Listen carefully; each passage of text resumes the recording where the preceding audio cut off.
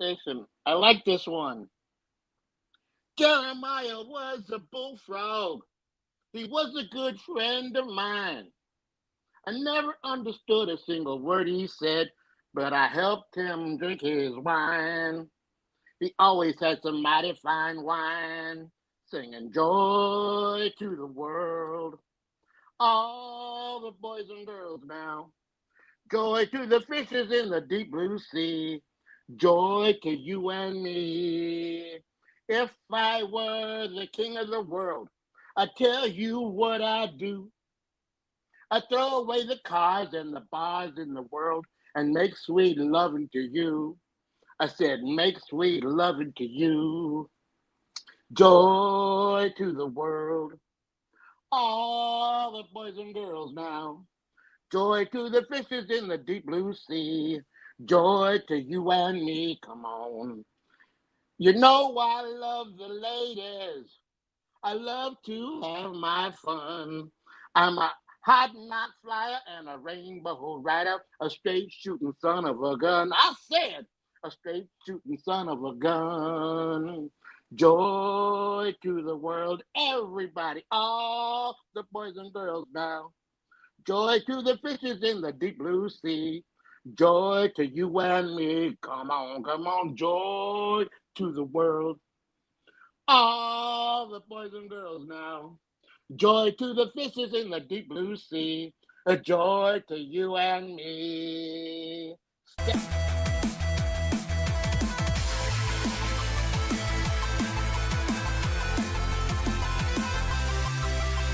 Station boys and girls, it's time for Blame and Fable and his amazing friends.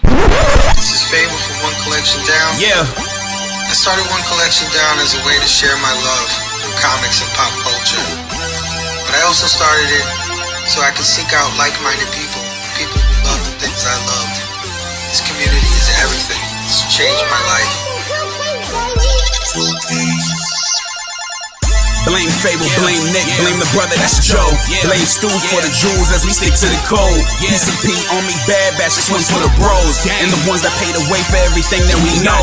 Figgy Friday is a vibe, let me put you on game. Don't forget to throw your sets on Saturday with the game. A lot of things that cover remark if you're drawing a blank. Cover A's and variants, man, we one of the same. Gotta read between the lines, all the things we can handle. We should talk about art while we look through the panels. Wanna talk about smarts, are we taking the channel? Dr. Strange, Dr. Doom, how we holding the candle. Either way, the sorcerer supreme. Backlog bros, we do this for the team. Spread love, that's part of the regime. Every day is a movie, we just trying to peep the scene. Have discussions about the things that we seen. Real nice, but our comic game is mean. So come kick it with your boy, we got amazing friends. A call away, all you gotta do is station in. What a great event, stay tuned as we grow. And stick around to the next episode.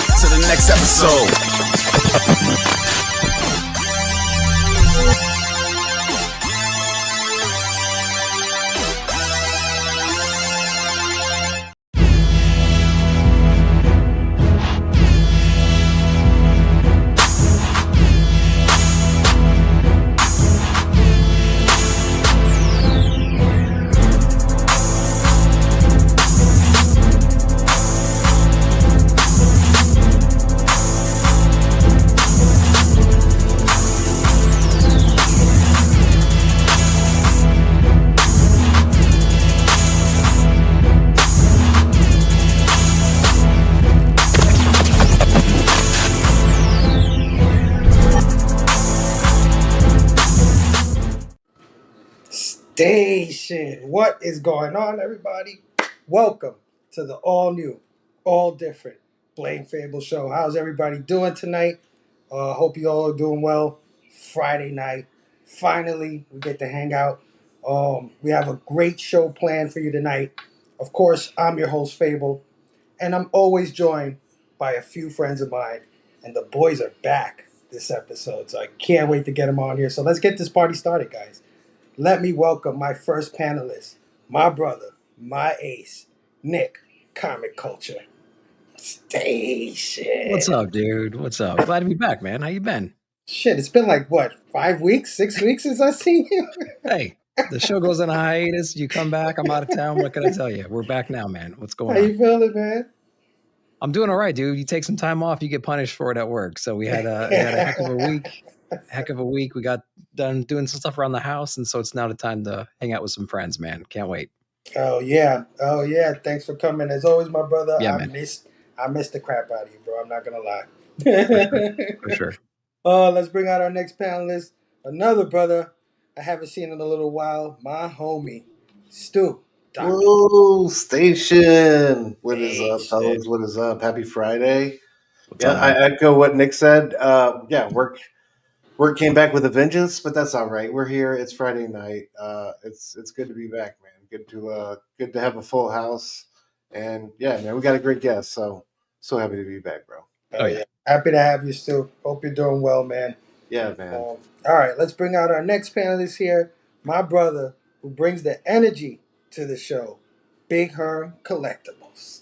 Yo, Station, what is up? I'm excited. I was falling asleep last week, but not this week. Let's go. It's Friday night. We got the boys back in town. I'm ready to hear everything that happened. I'm just so excited. I love you guys. Let's go, man. I'm ready for this. Always good to have you, Big Herm, man. I hope you're doing well. Hell yeah. Heck of a week, man. We got heat waves. We got I was like, what's going on? I'm melting. Come on, man. We go, and then the next day is really cold. Not really cold, but it's like breezy. It's ready to storm and stuff like that. You know what I mean? Yeah. And nobody wants to go outside. You know what I mean? And I deliver bread, and when the weather's good, I make good sales. When the weather's not good, I don't make good sales. So we wanted it to be warm, but then it goes 100 degrees and outside, 108, 109. I think it reached in Long Island. So I was like, what is going on? It's so hot. You had toast in the back. I definitely did. I had one of those, but it happens, man. It's summertime, and the best part of the week is when I get to sit here with you guys and talk to you guys. So after going through all that, a nightmare, I'm still gonna go through some of it tomorrow, but I'm not gonna think about tomorrow because we're here Friday night. Let's go. Let's party. You know what I mean? Do it. Yeah. Yeah. All right. Let's go. bring out our next panelist. My homie, all the way from the 616. My brother, Tacky Station. Station. All right, for the third time. Here we go. Third time. This is always the best. What's happening, y'all? Chilling, bro. How's your week? How have you been? I haven't seen you in a while either. Yeah, that's true. I mean, we've been talking and stuff, but yeah, I haven't seen you. We haven't had a show. I haven't been on the show. Housework. Work is horrible. Absolutely horrible. Oh, no. Yeah, it is what it is, man. So, yeah. Well, at least you get to kick back and relax with a couple of friends, man. Always a good time with you, Tack.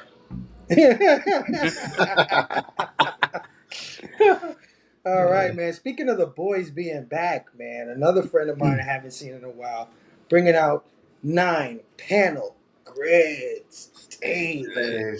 What's up, gentlemen? I'm liking the energy that Herm's bringing tonight, man. There's a lot of, I had to go back to work, and this is a bummer.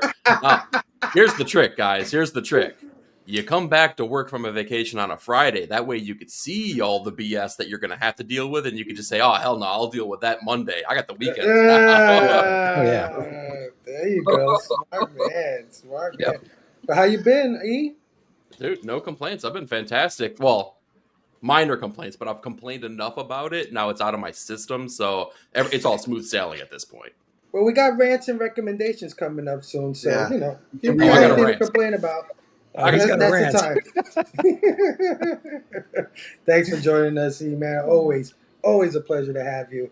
And tonight, we got a special guest, guys. He's been on the show, I think, maybe 2 or 3 times before. But we love having this dude, man. He's part of the family. My brother, Jedi Knight. Hey, Sean. Been a long time. Good to see you all. Oh, yeah, bro. How you been? Back. Things are good, man. Just, going along with every day and staying away Stop from watching the Mets news. game, man. Stop watching the Mets game. I'm about to shut it off. It's embarrassingly bad.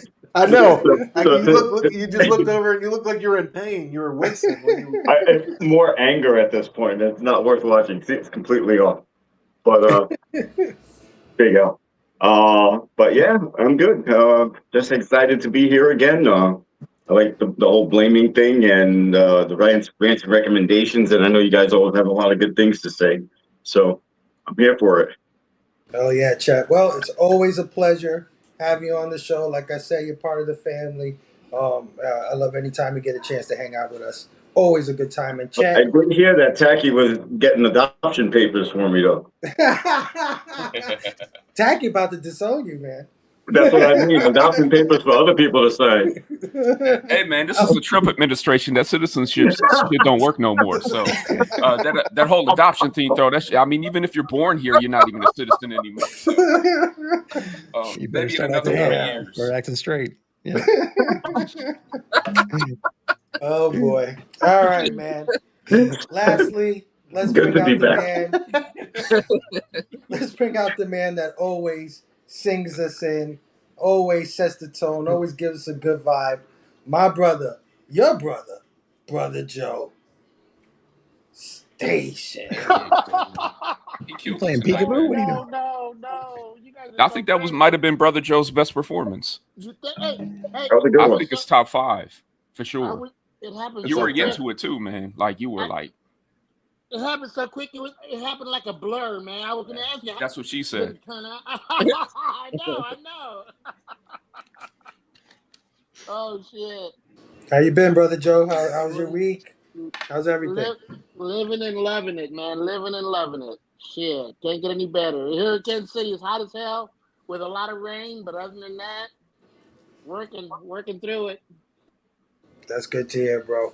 Thank you always, my brother, for singing the song. Oh, I wanted to say, with here, but other than your show, I see a lot of drama going on. So I want to bring back the summer of love, baby. The summer of love, the '70s. Hippie days. All the leaves are brown. Just bring back the love, man. Bring back the love. Some peace on earth. Well, who did we just lose? Yeah, Chet wasn't about that.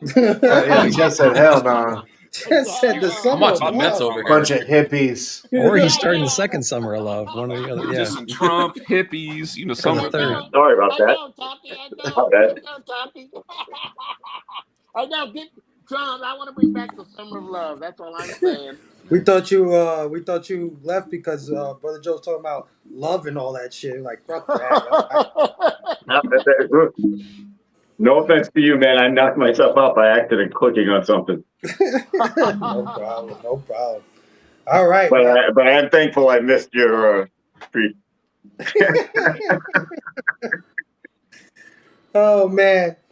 Yeah, so of course this is the show where we go over pop culture news and topics, but before we get into all that, we always gotta say what up to our awesome chat. Oh, my favorite part. Oh yeah, so let's say hi to everybody. First up, we got our brother, John, Comics with Kids. There he is. Let's play John. the blame game. Hell yeah, man. Pulling Some double might know duty. John as Storm's bitch. Oh shit. That sounds fun. That sounds fun. I mean, Right? I wouldn't argue it. I like that. You could be Melania's bitch. I mean. Oh my god. Hold on. You talking to me? I don't know, man. I don't know. I'm just like, yeah. I'll keep count if you like. Doing too well tonight. I got a little bit of a migraine. I might say some weird ass shit. So Tacky.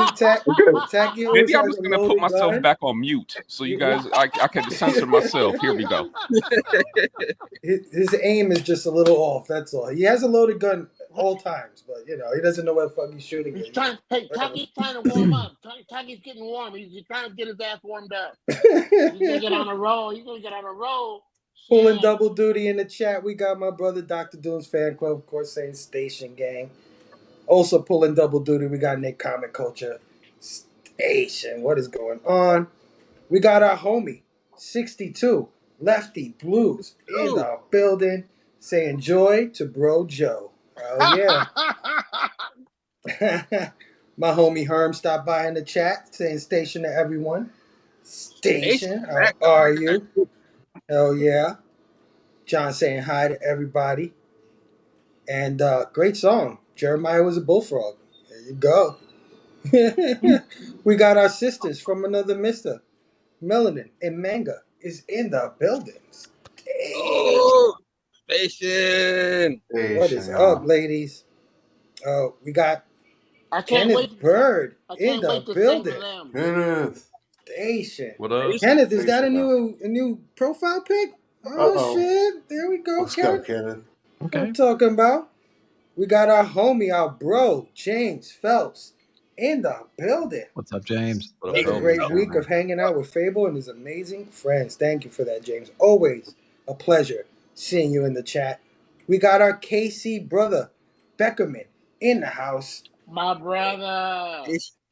Say he missed the golden pipes of KC. Oh, man. It's a I'll good sing. one. It's a good one, Beckerman. Yeah, it was a good one. I'll sing you one next time we get together, Beckerman. And also, fresh from Heroes Con, we got Phil's Treehouse in the building. Bill. Station. What is going Station. on?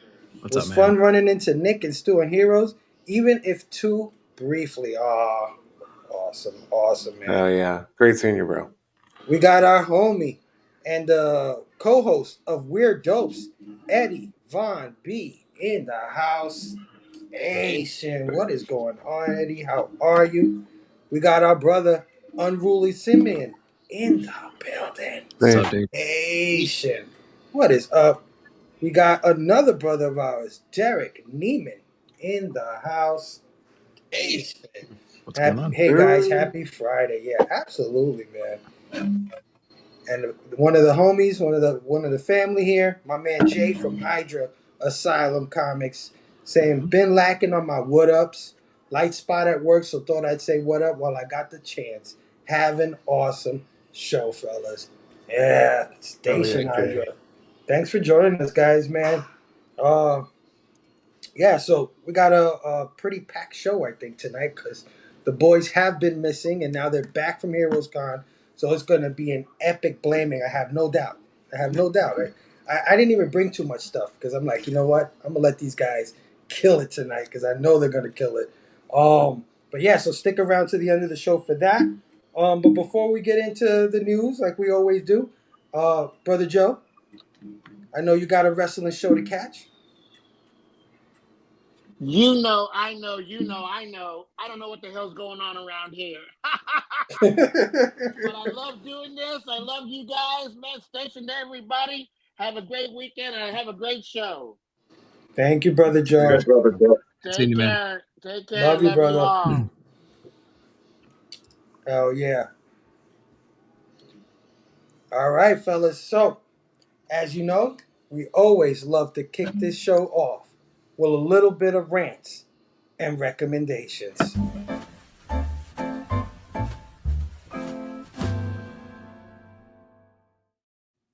All right, so who can we kick off with? You know what? I always like to kick it off with Stu when Stu's here. Stu invented rants and recommendations, if you don't know. So, Stu, rants and recommendations this week, my brother. Hell yeah. Two things. First of all, I was on the monthly comic review last night, and I hadn't really caught up on all my reading, but man, I caught up on Green Arrow today. Chris Condon, Yes. Montos, dude, I gotta recommend this one. This has been a fantastic comic through and through. Montos' artwork, I think, is criminally like underrated and undersung. Doing some just the consistency they're putting in. The line work, the colors, it's just been fantastic. The design on these characters and like where they're going now with Speedy and just the whole honoring like the legacy of the character, but doing something new at the same time. And Green Arrow's never, I don't know how many. I don't think a large swath of the population are Green Arrow fans, but regardless, I'm always here for an interesting take on a character, whether I know a lot about them or not. So I just wanted to recommend that one. For more modern books. And then for throwbacks, I got to shout out my boy Nick for this one, but put me on to Craig Thompson, dude. This was one of the highlights of the weekend. We'll get to that kind of later with the blaming, but I just wanted to recommend Blankets. This was a fantastic read. Read it in the car ride down there. It's, it's a thick volume, but you can really breeze through it if you just have a few hours in front of you. So just want to recommend Craig's work. Fantastic dude, and this was a fantastic read. So check it out if you get the chance. Oh yeah, you read that whole thing in the car ride? Yeah, man. Don't play around. What a car ride!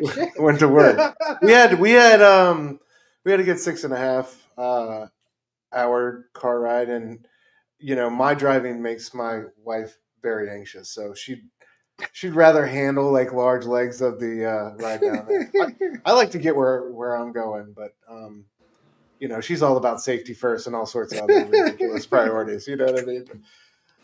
Yeah. So had a chance to had a couple hours to read this. I love you, Stu, but I'm not riding shotgun with you. Fucking, I'm not necessarily going to blame you, bro. I'm going to be honest. I'll ride shotgun with you, Stu. Thank you, bro. Thank you. Stu, let's sing some songs. Blowouts don't scare me. me. Reading blankets. There you go. Fuck that. It's like 600 pages too. Yeah, I love this one. But to me, there's nothing better than taking a nice collected volume on vacation with you or on a trip and just knocking it out. You know what I mean? It's nothing like reading a good book and like a good collected book in one sitting. So hell yeah, dude. Hell yeah, man. That's awesome. Any rants for the week? This heat wave can get the con. Like, you know what I mean? We've had. I know you guys have been feeling it up there in NYC, bro. I think you guys have got really got hit with the brunt of it. But yeah, it's been rough here, and I'm in a kitchen, 5 days out of the week, so there's really no escape from it there. So yeah, man, it's gonna be a long couple months this summer, but yeah, that heat wave can get. I'll rant about that heat wave all day long. I'm telling you, dude. June. Yeah, it is what it is, though. This is the bed we made for ourselves. There's never no in between up here, man. It's like cold, and then it's like next day is. There's like 2 seasons now, right? Yeah. They even said it. They had it's going to be considered more of a. In New York itself is going to be considered more of a tropical climate geographical area now. Less snow, a lot more sun and heat. Yeah, I think a large portion of the country, unfortunately, is going to be vulnerable to the extreme temperatures. Paying for our sins. Yeah. But anyway, comics, guys, read them, right? Anyway, thanks for bringing us back, Stu. Yeah. Sorry. Yeah, Nick, rants or recommendations, or both. I did my woo-saws before the show, so my rants have escaped me. But I will say, if you're looking for really dope commissions, check out Jeremy Heiler. He does some amazing work. Stu and I both took advantage of that, and I'm sure I'll be showing off my piece here at the very, very end. But if you're looking for some really great, affordable, very detailed, amazing commission work, go check out Jeremy Heiler on Instagram. He can hook you up for sure. Super awesome dude. Really in the comics. He has a bunch of Batman books out right now too, and some other things. So definitely check him out if you want some really dope commission work. So if you're into that kind of thing, check out Jeremy Heiler on Instagram. Yeah, I just want to say, I always thought I encourage everybody to try to dip into the original art game, especially with some of these artists who are trying to, get their name out there and find their way. Cause it's really, it's not completely out of anybody's price range. For a couple hundred books, you can get a really, really special piece. And it's really cool also to kind of collaborate with artists. Tell them your vision or give them, something to play with and see what they come up with. So I encourage, all y'all to seek that out. It's, just to treat yourself, get a present for somebody. It's not crazy unaffordable, and it's a priceless memory. Yeah. Oh, super awesome, dude. Yeah. So just recommendations this week? Yeah. Like I said, I'm trying to go in with the good air, out with the bad air right now. So if I have some rants, I'll definitely bring them up throughout. All right, just let me know. Just tap on the screen or something. I'll put the screen back on you. Do this. Yeah. Big Herb, what are you doing there, Big Herb? You having dinner? What happened? I thought you were gonna go with Eric. I thought I was like, all right, I got some time. I could get something to eat. You know what I'm saying? I just a snack. You know what I mean? And call me. Well, I think John Hart. I think you just gave me a rant just now. I think I might change it. But big Herb, rants and Nobody was paying recommendations. attention to me. You know what I'm saying? Everybody was doing their thing, laughing at everybody. You know what I mean?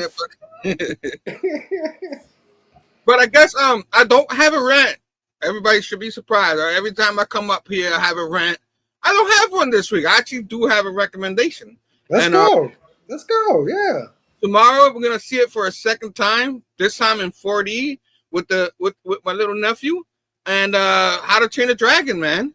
Oh. I mean, with your family or your loved one, or whoever, go see it. It's really good. It's probably people consider it the best live action movie ever. Talk about the imagination and what? Ever? That's what they're saying. That's a big shot, bro. Shit. Yeah, that's what they're saying. It's a good movie, though. If you guys go see it, whoever hasn't seen it, go see it. You'll see what I'm talking about. And seeing it in the big screen is nothing better than seeing something like that in the big screen. They captured, if you've seen the original movie, they've captured it almost shot for shot, scene for scene. I seen people around, kids around. There was a guy next to me. He was all in it. He was like, yeah. He was doing all the lines and shit. I'm like, damn, he know more than me. You know what I'm saying?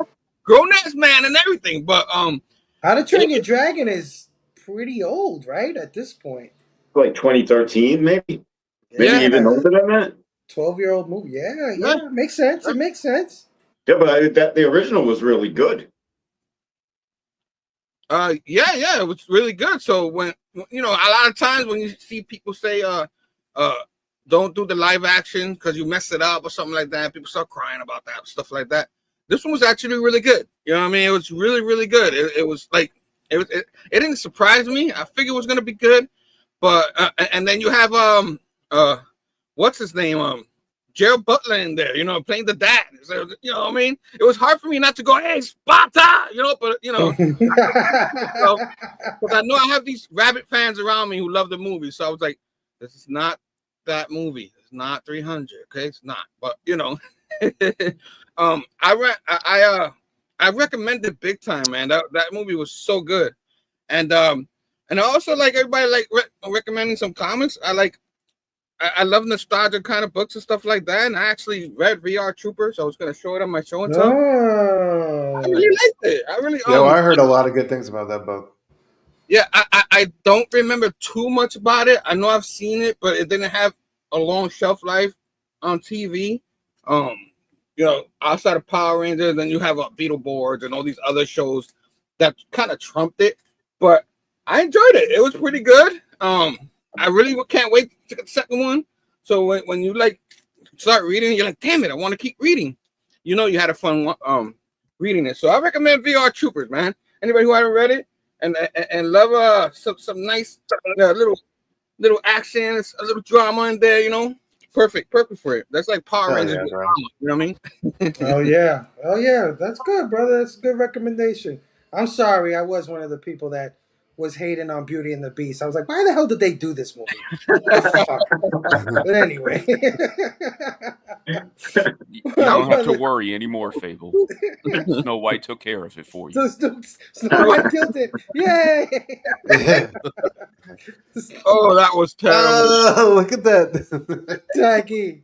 Love these rants and recommendations, my brother. Oh, you just put me on. Okay. All right. So recommendations, as you can see down here, right there. Ballerina. John Wick movie. Didn't do too well at the box office. And it might be because I loved it. I thought it was the best movie I saw so far this summer. But this is the first time I'm telling anybody about it. And I saw it like 3 weeks ago. It's your fault. I mean, I think that we're not post-pandemic, we're not used to having so many good movies come out back to back to back to back anymore. And the other thing is when I went to see it with my wife, private screening. Not by design, but it was just like nobody else showed up. Oh, wow. And this is the other thing. So I wasn't 100% sure Keanu was going to be in the movie. He's in the movie, but it's Anna how do you say her last name? De Armas or whatever. Yeah, De Armas. Like, man, what the hell? Why didn't they promote this? I would have been there just for that. I feel like they didn't put any kind of marketing behind it. No, I don't think so. I'm not sure if I think that they're thinking that they're going to make their money off of like streaming and after, or maybe in the foreign market. I don't know. Maybe they don't know how to market films anymore. I don't know. So that's my recommendation for rants. Thank you, Stu. You helped me out. Oliver Queen had a beautiful death. Why did Kevin Smith have to bring him back? He had a beautiful death. Why didn't need to bring him back? Why? Nice. Why bring Oliver Queen back? That was awesome. If you don't know, so he was like stuck on a plane, and his like arm was stuck, and he had a choice. He could have had Superman remove his arm, and he could have got off the plane. I can't hear this. What are you talking about here? Oliver Queen. Okay, so he was stuck on the plane. He was stuck on the plane. His arm was stuck on the plane, and he had a choice. Superman could have removed his arm, and he could have lived, or he could have and he was like, I can't live without my arm, and that was like Green Arrow 100, and then he died, and then Connor took over. But Kevin Smith brought him back. Same thing with Ted Kord. Ted Kord had an awesome death, and then they just brought him back for Rebirth. Didn't even explain how they brought him back yet, because nobody cares. So, question, if I can. Question. Sure, absolutely. This is my dissertation. Go ahead, sir. Is Kevin Smith is writing now? That? No, Kevin Smith. He brought back Green Arrow like 6 years after that. Oh, so okay. This was like in the early 2000s. Yeah, okay. Kevin Smith brought him back. Gotcha. Thank you. But Kevin Smith is writing Green Arrow, Daredevil, the perfect team up, not Batman, Deadpool bullshit. That's another part of the rant. And then sometimes people die and they bring them back and they shouldn't. And the other times, like Miles Morales, they don't know how to progress the damn character. Can he graduate high school? I mean, Kamala Khan has already got like 3 kids. Miles is still like eating Cheerios in the morning, living with his parents. Come on. Oh, shit. Oh, now he's in the Ultimate Universe, not doing a damn thing. Who knows? I mean, he's going to take over. Him and the Master are going to get married.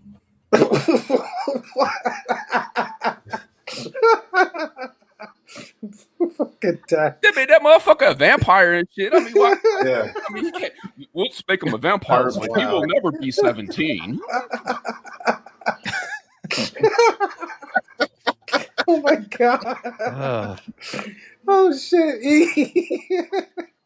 Why you put me after talk? How am I supposed to follow Next. It's because if I don't take talk away, I won't stop laughing. Jeez. All right. The positivity that's being thrown out here is disgusting. So I'm gonna start with my rant here. Y'all ever spent 23 hours in an airport? Because I have. And let me tell you, it sucks. It sucks big time. And Denver International Airport, I've done that. Screw you so hard. Man. That's the airport that looks like a bunch of teepees on the outside. I don't know, because I never saw the outside. I was too busy being on the inside of that place. That place is huge. Insanity. So if you don't know, you have to have a certain amount of people on an airplane to be able to have that airplane take off. It's not just about having a pilot and maybe even a co-pilot. You got to have those flight attendants. They serve a purpose. And when you don't have enough of them, that flight can't take off. So what should you do? I don't know. Maybe, possibly, schedule enough people to be on the plane so that it could take off at the time it's supposed to. And businesses have people that call in sick and things happen. So, you have backup plans, you have contingencies. Hey, Denver Airport, put something in place. Maybe consider a safety net so that I don't have to sit in your airport for the better part of like an entire day of my vacation, which you ruined at this point. My recommendation, though, the Denver Airport soft pretzel mart, really good. Their cheddar cheese sauce. There you go. That's excellent. how you find the silver lining good. there. It was so good. So he mentioned why you didn't go to Mile High Comics. Because Mile High doesn't know how to price their comics. Are you kidding me? Their dollar bins start at Why are you poking the bear, bro? I was like, go to Mile High. It's your chance. You're like, fuck No. They don't. Well, I got to tell you, man. We had Nick, E, and Stu all went to Heroes, and nobody did a rant on Heroes at all. I'm proud of you guys. Oh, nothing to rant about. Oh no, it's the best day ever. Why would we rant about that? Yeah. Well, you know, the guys with the wagons, perhaps a couple of unwanted smells. I don't know. This con shit that goes on that people don't like. Come on. Oh, there was one guy in Dragata's line. How about that? There we go. Hold on. Okay. Guy with all the books, yeah. Was it Saturday morning? Saturday morning, right? Yes. Mm-hmm. Saturday morning, we were like, okay, we got to abuse our passes, right? So we need to get in line bright and early for the Felix guys. And Dragata was going to be there. And we're like, okay, we got some books. We got to get this guy to sign them. So we are in early. We show up 30 minutes early before like the general public can get in there and stuff like that. We get in line. We're the fourth person in line, something like that. We're waiting for about a while for him to get there and set up and everything. He finally gets there. Two guys in front of me. He pulls out box after box after box after box. He had 115 comics. He was like the third guy in line. People. And they're like $10 a piece for an autograph. And Felix himself is sitting there trying to price things out and trying to do the math and everything. But we're like, we're fourth in line. This is going to be fucking awesome. We can't wait. We're going to be in and out. And this dude starts dropping stacks and stacks and stacks and stacks of comics. We're like, you got to be fucking kidding me. But luckily, he would sign a few and then he would pause and the next guy would come in. So like we did end up going through, but like we had a damn heart attack thinking we got a good position in line. And this dude shows up with a suitcase full of freaking books. Like, God, that should be illegal, but he paid for him, man. So there you go. I finally got a rant out of Nick, man. This is awesome. Oh, I about lost my shit in the line. I was like, you got to be kidding me. I was hitting Eric. Look at this guy. There's logistical things that they can do so that artist can get paid, you know, to sign all those books. Maybe do it after the show is over. Or so, I don't know. But they should not be allowed to do that because even though the artist is now going to have to manage signing those books, which I mean might not be that hard, it's going to take away from the exchanges that they have afterwards.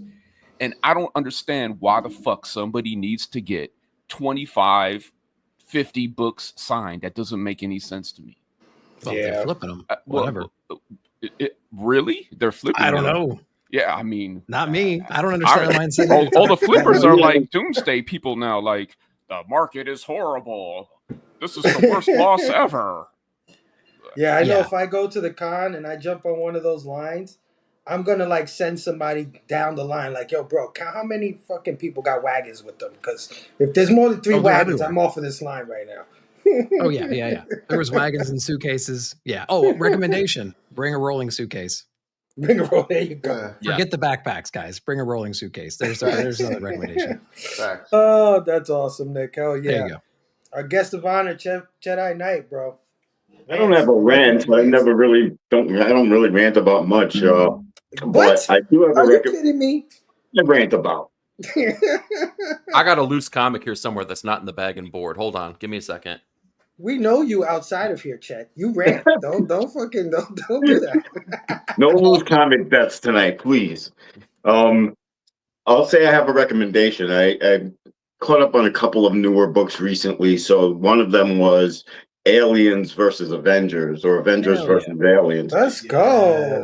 And it's a Hickman 4-book series. I liked it, read it in one shot. It was really good. I think a lot of the movie elements that they've had in Aliens, they trailed it back and somehow, I guess mixed it into the Marvel universe with, the Avengers and heroes and Earth as a whole. It's not the 616, obviously. It's way further ahead in the future, but it does give you a nice broad scope of how they, I guess, interwove both universes. So I would definitely recommend reading that. It was really good. So plus, dude, it's a gun that shoots facehuggers is like one of the best comic book moments of the year. Yeah, there you go. I forgot about that already. That was definitely absolutely different. Brilliant. Absolutely brilliant. Yeah. And Hickman we trust, bro. Jonathan Hickman we trust. Oh yeah.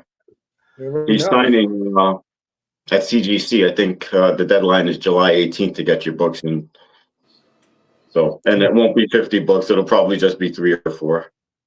Okay. All right. I'm gonna be that guy, like the one Nick was complaining about. I'm gonna bring all my Jonathan Hickman shit. At least 20 books, man. At least 20. And believe me, he's all that Krakoa stuff he put out back then. I wish I had signed, but a little at a time. Yeah, Only the important there's stuff. always time. There's always time, Chet. We'll be those guys next year. We'll bring our wagon. Don't worry about it, man. Fuck I will. it. All right. So I guess for myself, I think I've recommended this before, but I'm gonna continue to recommend it. Invincible. I've been reading Invincible. I'm up to about issue 50. No, I passed 50. I'm on like 52 or something like that. I'm reading the books and I'm watching the cartoon at the same exact time, and it's been That's a good way to such do an it. interesting, such an interesting thing to see what they changed, right, from the cartoon, from the comic book, like the girlfriend that he had in the beginning of the series.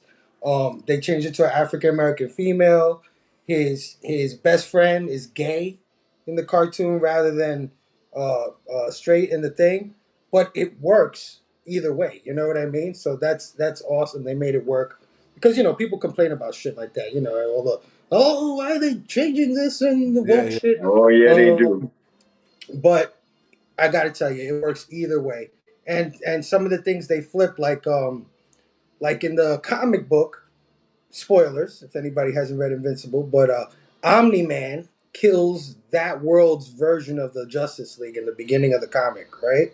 And in the comic, it's really brief, but in the cartoon, it is fucking brutal. Yeah. What he does to them. So Graphic. it's just cool to see the differences between the two. And my rant is, damn, I love you, Jonathan Hickman. I love the aliens and the Avengers, but $7.99? Really? $8 fucking? Are you kidding me? Like, oh my God, that book is expensive. I went to go order it, and I was like, why did this shit just jump up like that? And I checked the price; it was like $8. Yep. Like, holy smokes! So not much of a rant because I still spent the $8. I mean, who are we kidding here, right? Like, I'm gonna go buy that Jonathan Hitman, Side Ribbit. Come on, let's not kid ourselves. But God damn, it's where the 48 hell the fuck pages. is it? It's 48 pages. I don't care, Nick. I don't It's a good care. read. I thought it was worth the I don't extra care. dime, so to speak. You know how good Precious Metals is. Didn't I give you shit every week that book came out? I gave you shit every week. Like, the hell, man. That's another rant. People complaining about the cost of books when they're double size. It's like... Yeah, we could also complain about the price of CGC right now, too. I don't know about slabs, bro. Yeah, we don't that's know your about that's slabs, your man. domain. You're on your own there, bud. Well, I'll tell you one thing. I'm not slabbing Aliens versus Avengers shit. How much would that cost? $8 book. My lord. Hickman's signature can't be more than $25-$30. It would be worth it for a book like that, I would think. It's a 4-book series, isn't it? Yeah. Yeah. So it would be worth it to have that little, if you like Aliens or Avengers that much. I personally like Aliens a lot, so I mean, just the fact that it was written by somebody like Hickman, I wouldn't mind his signature on that for set. What's your favorite film in the franchise? Who you asking, me or Chet? Chet. Chet fell asleep. I gotta go with the original. He's thinking. The first one was quite creepy and pretty good. Yeah. But then again, I might have to say Prometheus was. Prometheus was sick. I love that movie. I love Prometheus, man. Yeah, that movie was super underrated when it came out. Oh yeah, I like that movie a lot. Absolutely. All right, guys. Phable, is one of the topics PSA tonight? PSA? Yeah, so they're in the grading. They're going to be competing with CGC. No, and they announced they announced that they will be giving out 10.0s like CGC gives out 9.8s. So they're going to change the whole spectrum. Oh boy! Oh, here we go. There's going to be the 10.0 plus. I mean, basically, CGC did that last year with doing the 9.9s all of a sudden, and kind of like, basically the thought always was like every 6 years they're supposed to reholder your slab, like that's. And then eventually, like maybe like 2 or 3 years ago, they started saying that you could keep the comic book in there for a period of at least 15 years because it became breathable. That CBCS, they did that first, and then CGC followed them. But then I think what was going on was that CGC tried to do the 9.9 thing to get people to resubmit their 9.8s. So now PSA is jumping in the game, and they're saying, oh, you know what? CGC's been cheating you guys all these years. Everybody's been talking about it, and we're going to give out 10s. If your book is a gem mint, there's nothing wrong with it. We're giving it a 10. You're just not going to get a 9.8. Oh, uh-oh. Well, I mean, if interesting. you want to make a splash, I guess that's how you do it. But before we get out of rants and recommendations, we got our brother, Bobby Delegato, in the building. Hey, shit. Cool station.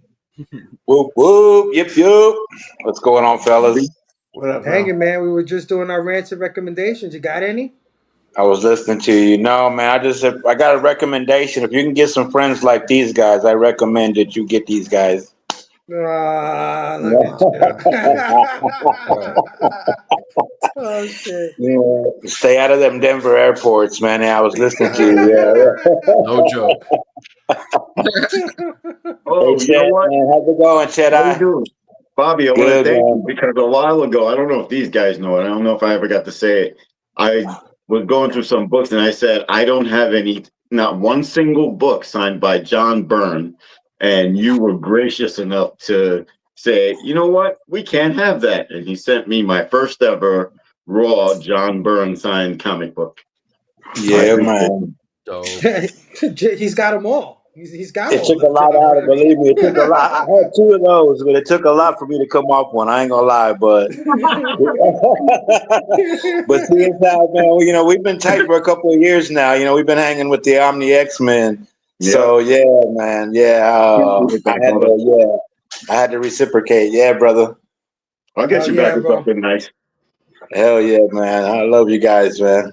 Oh yeah, you too, brother. Thanks for joining the show tonight. And that has been Rants and Recommendations.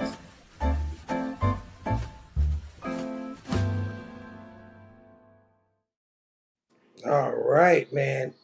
So let's just hit the comments real quick. I know some people were saying some stuff, and we had a couple people jump in.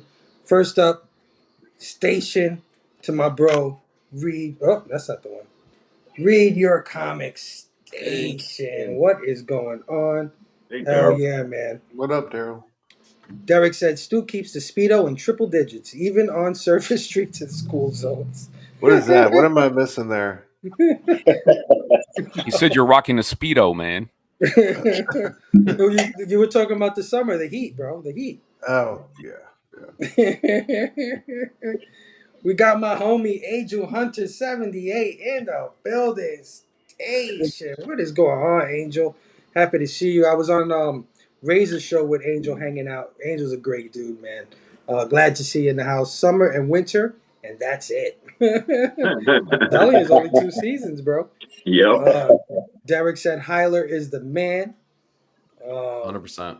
We got my man George from the 757 Hustle Show Station. He was down there at Heroes too, man. I was hoping he bumped into y'all. I asked him, but he said he couldn't find you guys. Yeah, there's a lot of people. Yeah. It's a ploy to make people hate the Rockies so no one else moves here. It's working, man. We got our brother Billy. Power Max in the building. Billy, make sure you watch the beginning of the show. I had something special for you.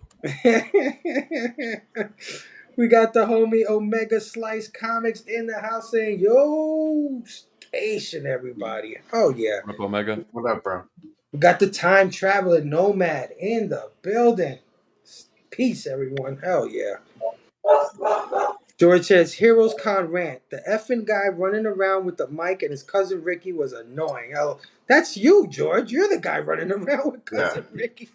That was me and Nick. Yeah, that was us on Saturday, too. People were bringing their friends just to get extra books signed. Oh, is that the trick? Okay. I got that. I mean, 115 books. That's a lot of friends. Oh, God, Omega says, respect the hustle. That's what I'm saying, Omega. I'm like, shit, I'm going to give E like 3 books. I'm going to give Nick like 2. Yeah. If you got the money and they don't kick you out, sure. Scotty said, yo, station. Sorry I couldn't be there tonight. I'm on my way to work currently. Well, have a good night right at on. work, my brother Scotty. Yep. Hell yeah, man. Always love hearing from you. And he reminds everybody to be sure and hit that like button. Slabs are comic book tombs. Set them free. There you go, Chet. Yeah. We got our homie Geek Out with Roscoe in the building. Roscoe. Hey, everyone. Roscoe. I hope you're all doing well. Also, returning or has returned from Heroes. Everybody was hanging out with Roscoe. Oh yeah, glad to see ran you, into him like brother. 100 times. It was great. Yeah. My sister Selena, part of the Ghoul Division, in the building. Station. What is going on, Selena? All right, guys. So, of course, we do the news around here, but before we do that, I want to do a bit of housekeeping. Just 2 things I want to mention about the channel coming up. First of all, starting this Tuesday on this channel, One Collection Down, we will be a part of Action Fest 2025, man.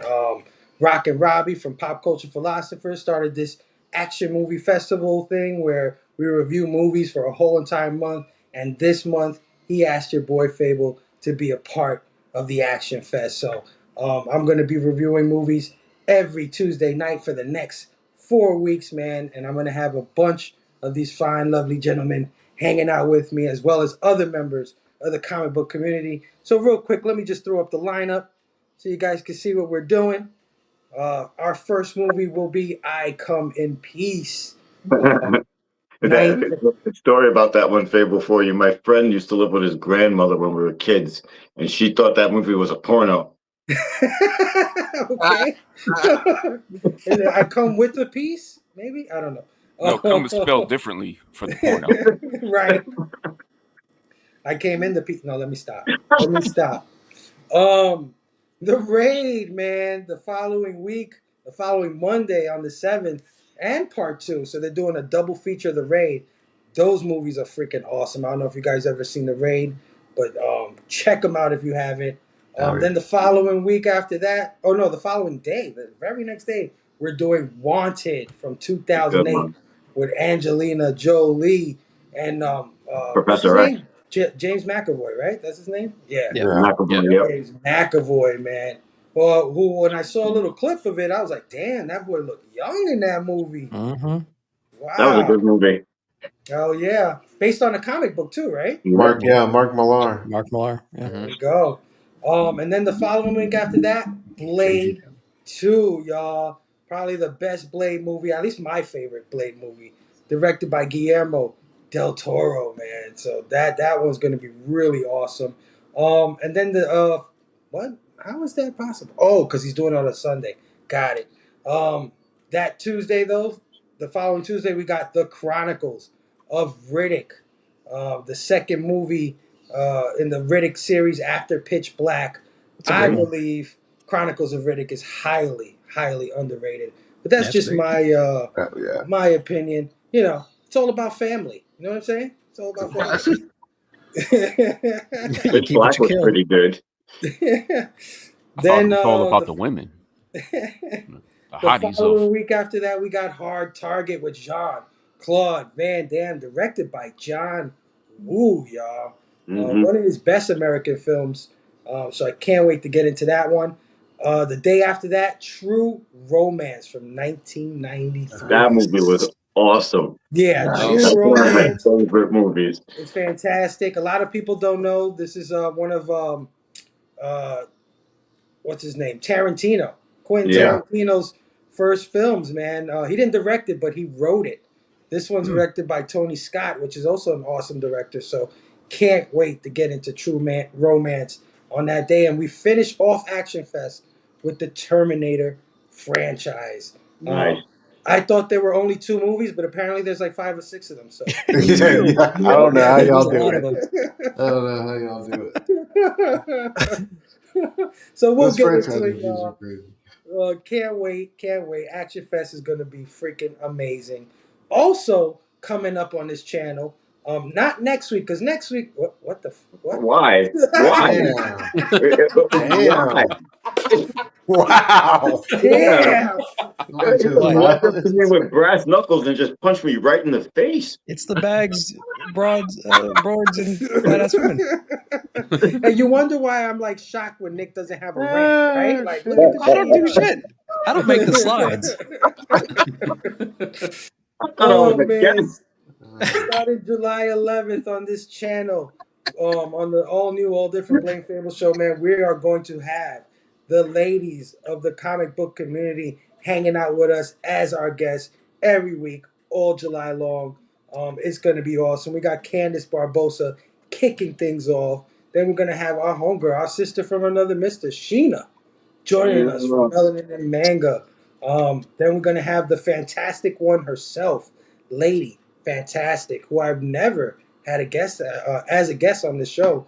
Lady Fantastic, she truly is fantastic. She knows so much about comic books, so I can't wait to have her on. And then we finish up with like my favorite new person that I met this year, Madam Blaster. Man, she is awesome. She's also an accomplished sculptress, guys. I don't know if you've seen any of her sculptures, and they're legit. Like she sculpted statues that are in like public squares. It's Nice. amazing the work that she does. Damn. So I Yeah. can't wait to have Madam Blaster. Plus, she's a blast, man. Her name says it all. So please come join us for the all new, all different Blade Fable show, Bags, Boards, and Badass Women, starting this July 11th at 9 p.m. Eastern, guys. Hell yeah. All right, dudes. Let's get into some news.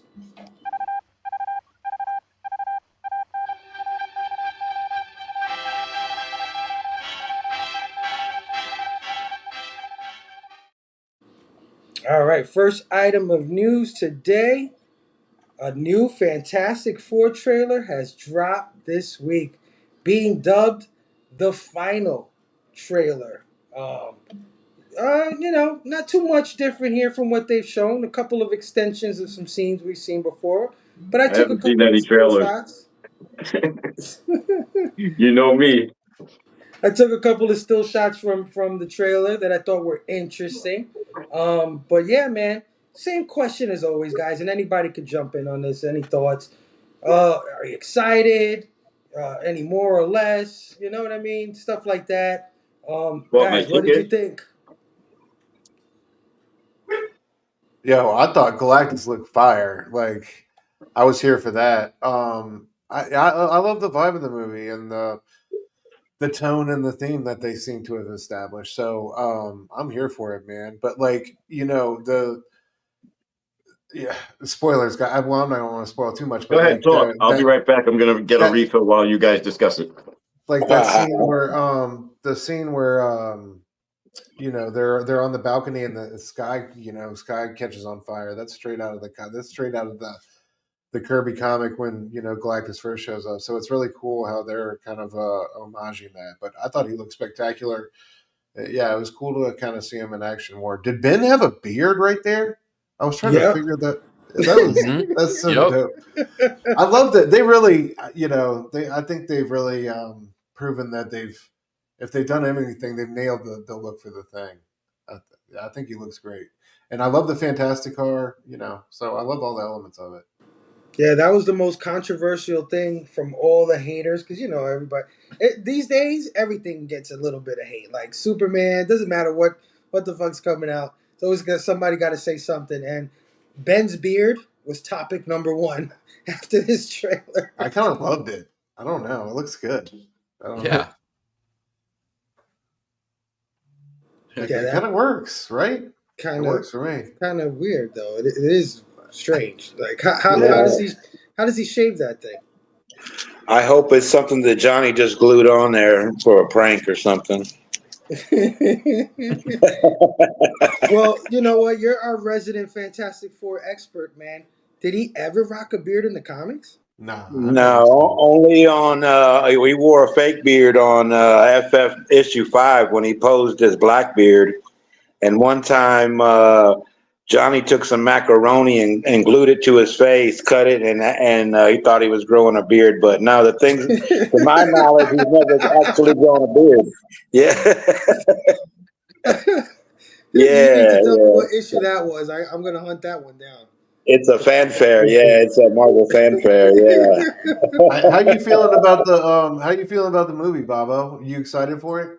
I'm excited, man. You know, I'm an FF guy, so you know what I mean. I keep an open mind. You know, I don't get too hung up on this and that. I just wanted to live long enough to see it. You know what I mean? And it's getting close, so you know what I'm saying. I'm getting happy that I'm gonna make it. It's just, yeah, because you never know which movie's gonna be your last movie. You know what I mean? Yeah, It's just, Bob.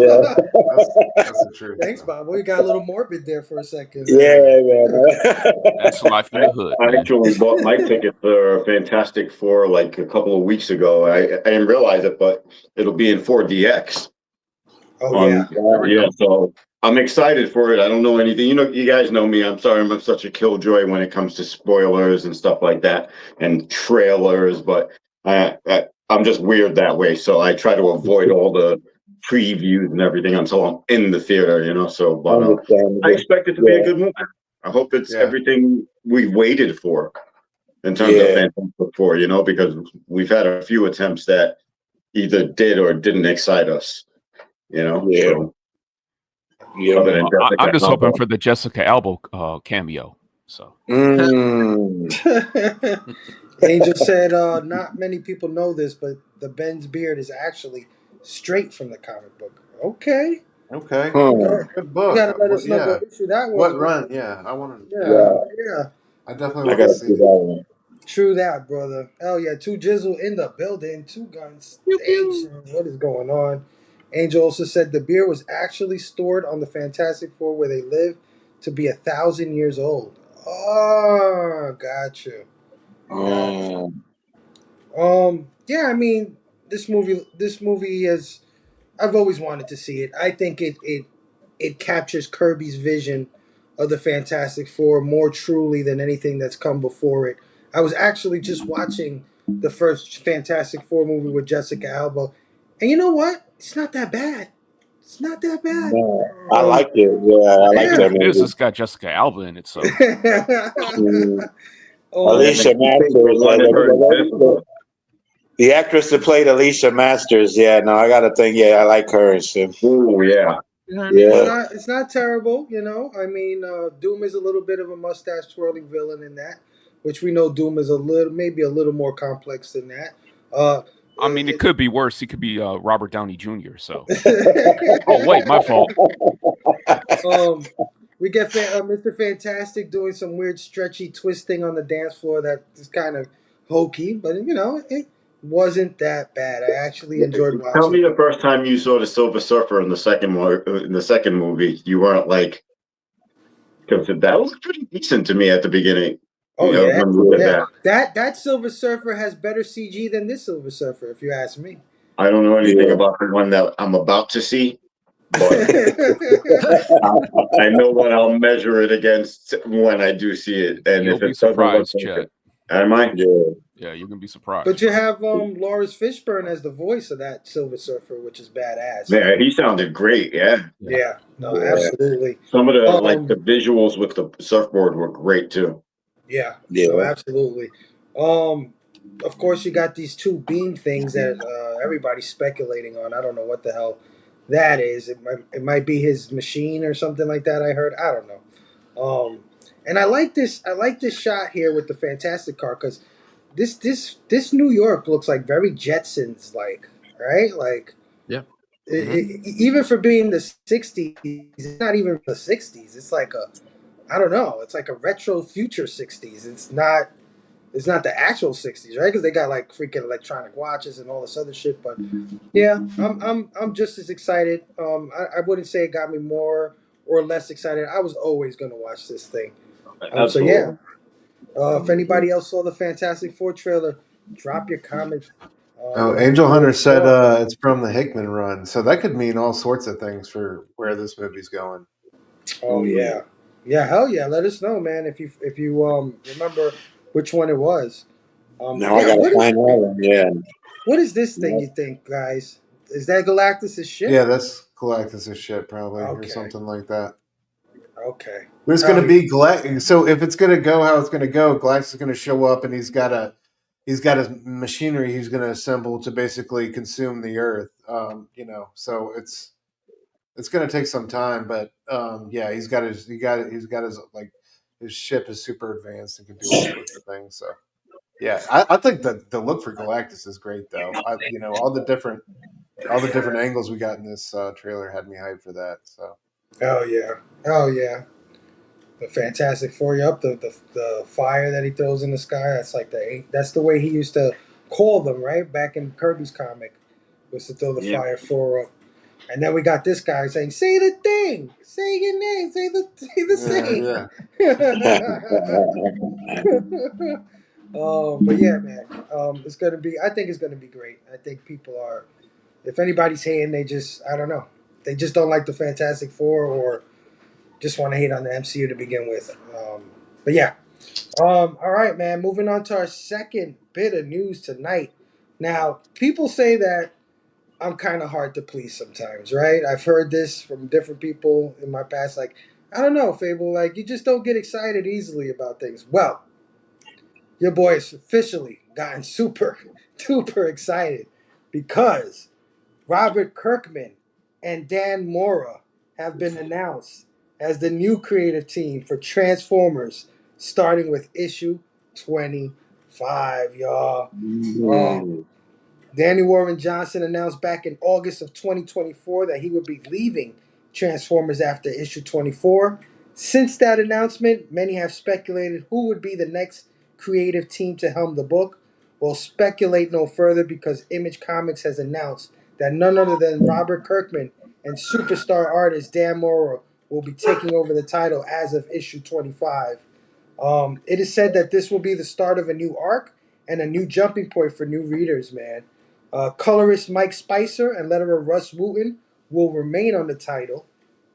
In a statement, Robert Kirkman said, "Holy smokes, I'm writing a Transformers comic. I've been so invested in this series since the beginning. I've marveled at what Danny Warren Johnson and Jorge Corona have brought to some of my all-time favorite characters. When Daniel's run came to an end, I could stand on the sidelines no more. I just had to get in the ring. It's a tremendous honor to be a small part of the legacy of these amazing characters. This world has been a huge part of my life as long as I can remember.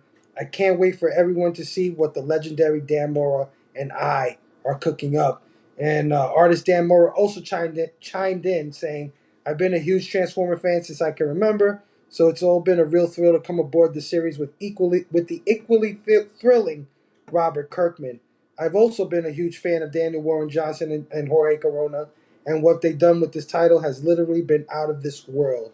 Drawing my favorite Autobots and Decepticons brings me back to all the fun I had playing with them as a kid, so I hope to add my own spark to their legacy and can't wait for fans to see what Robert and I have been toying with for the Energon universe next."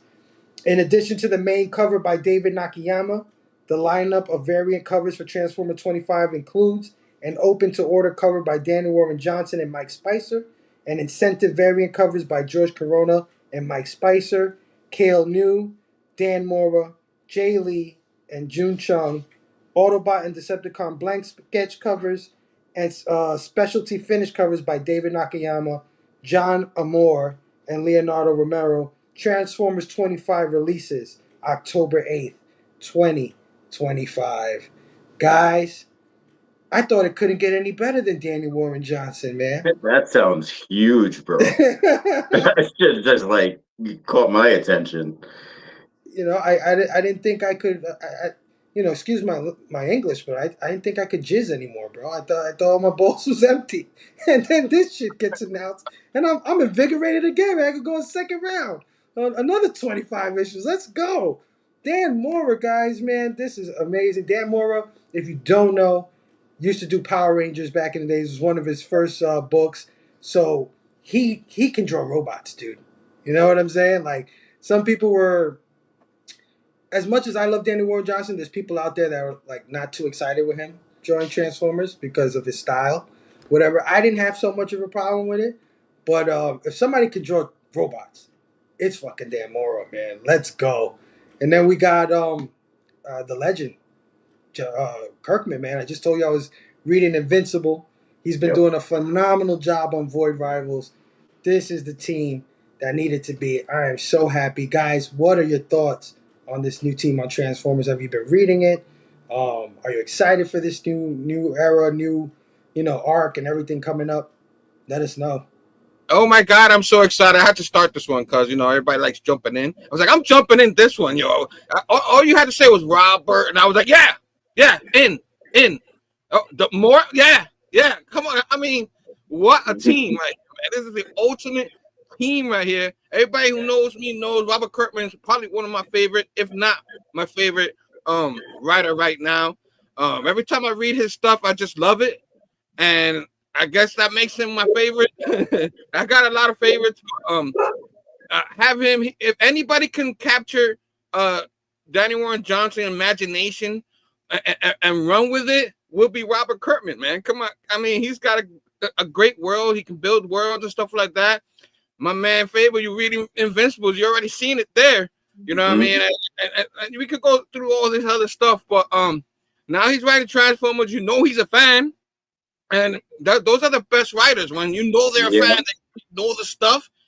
And Mora, I mean, what else you can say about him? Every time he touches a pen, it's like ink, whatever. You know what I mean? It's gold. You know what I mean? So you're definitely right about when you're a fan and you get to work on something you've been a fan on. In his case, you could probably expect this is probably gonna be really good stuff. I might actually bend a bit and get it. Yeah, man, I'm so in it, and I don't know what else to say. I'm enjoying the current run already, and I'm just like, oh man, like I'm not sad anymore. Danny Warren Johnson, eventually he's not gonna stay there forever, but if there's anybody who can not replace or take it, I guess whatever word you want to use. Take the ball and run with it. Take the ball and run with it. Yeah. If I was going to read Transformers, where would I start? Just say, Number one. Really? Number one, man. Absolutely. Absolutely. The original from way You really back? don't. No. This one with Danny Warren Johnson. Okay. You really don't You want. can start with 20. They just said that 25 will be a new jumping on point. All right. Now, you do want to read the other 25 issues from DWJ. Okay. But if you really good. Like, I wouldn't read that first. I would start with 25 and then go backwards to get them in track. That's what I would do. All right, so I'm gonna do that then. October 8th, right? Yeah, I think so. Let me see. I just have the date here. October 8th. Yep, 2025. Right. Yeah. Man, this is shaping up to be a legendary run, guys. Gotta be honest with you. First 25 issues by DWJ.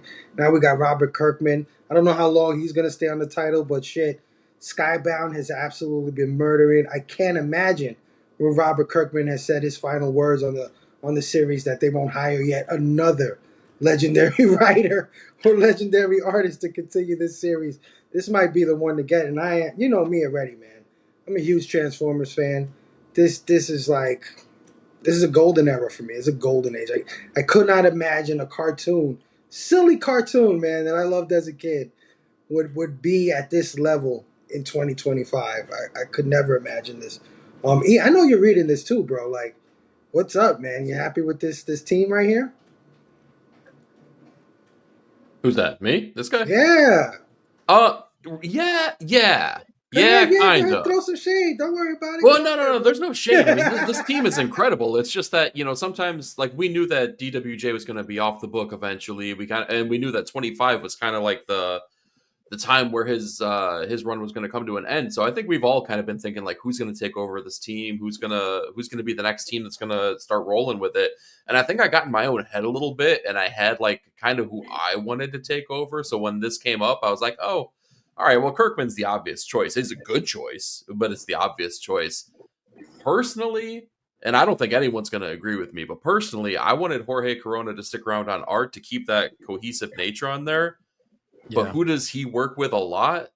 Scotty Young. And after what Scotty Young did with Ain't No Grave, I was like, man, it would be so cool to continue the trifecta of creators or writers on these books between Void Rivals and G.I. Joe and this, and have just bring in that next bold name rather than having someone that's already kind of like in existence for the Hasbro Energon universe. So it's going to be good. There's no doubt about it. It's Dan Mora and Kirkman. But I definitely got in my own head. I was like, I want what I want, and I didn't get it. So that's understandable, bro. You made a valid point there. I get what you're saying. You want to have that continuity with it. But even though it's the obvious choice, it's the right choice. The man created the Energon universe as we know it. He's the architect of it all. So, and this is the number one selling book out of that universe. So, it's only right that he at least takes the reins for a few issues. Maybe 10, 15 issues. I wouldn't mind. I wouldn't mind if he stays, if I wouldn't mind if he only does a few. Like if he, you know what I mean? If he doesn't stay that long, maybe a year or something like that. But pay attention to Void Rivals then. Because if Void Rivals wraps up, then Kirkman's going to be around a lot longer, and this might have been his plan all along. Yeah. So we'll see. I mean, my gut instinct on it is that Kirkman will be around for maybe 6 to 12 issues. Let me ask you this: they're trying to get somebody else in there. And they weren't able to get the guy they wanted. So I think Kirkman stepped the up. last Transformers movie that I saw, I believe, made some. I guess at the end of it had something to do with G.I. Joe. Was I wrong about that, or was I crazy? You're talking about Bumblebee, yeah. Was that at the end of it where they? Yeah. Does that have anything to do with this? No. Okay. No. This is a reimagination of the G1 cartoon series. Okay. Right? Like it has the same hallmarks as that, but then it goes in a completely different direction than the cartoon went. So, but G.I. Joe is a part of this universe. Yeah. So you do have that. Okay. But it's completely from scratch. Like everything that was in the G.I. Joe cartoon, the Larry Hama stuff, that's all been wiped away. And basically, if you're going to start with G.I. Joe, there was a couple, like 3 trade paperbacks that you'd read, then you jump onto the series. Then they're probably like on issue 10 or something like that. So what's a trade paperback? It's 6 issues, 6 single issues put together in a book form.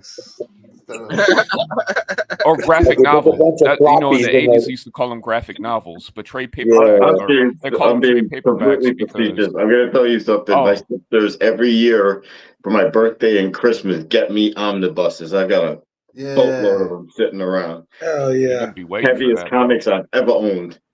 You'd be waiting for that. Can't slap Nick, that. Nick, are you reading this at all, Nick? Oh yeah. I mean, I'm excited. I'm kind of in the middle though. Like Kirkman, undoubtedly is a great writer.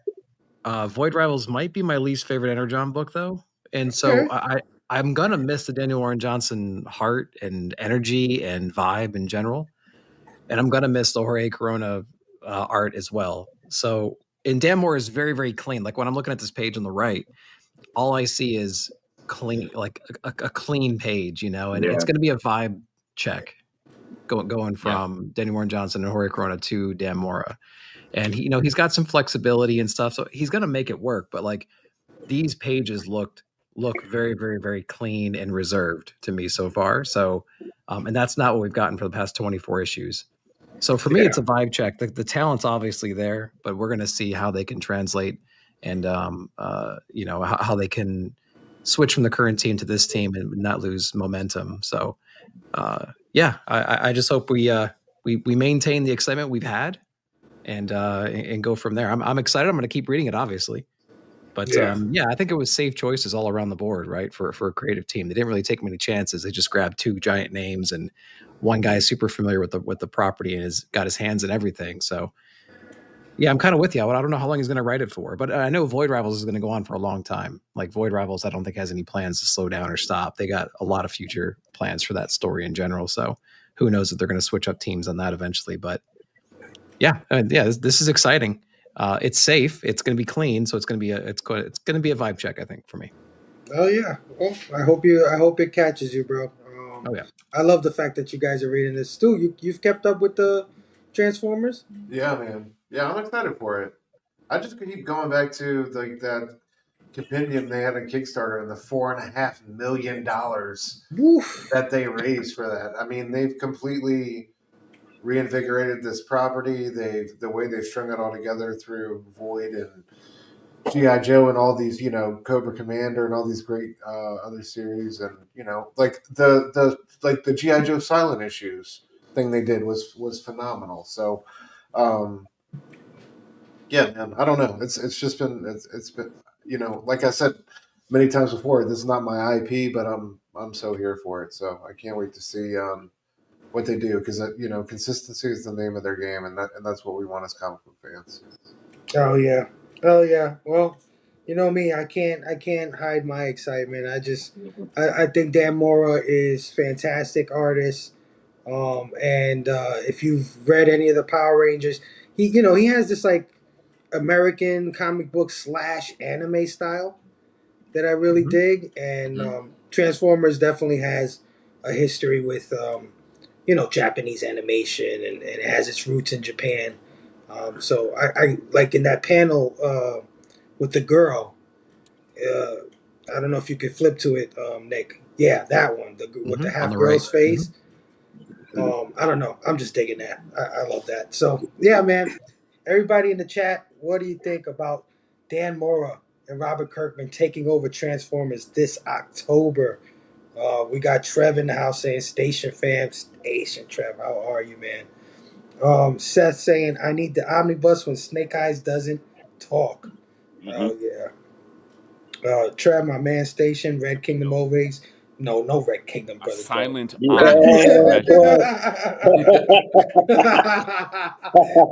Oh shit, Bobby's here. I forgot Bobby was here. Yeah, Red Kingdom, baby.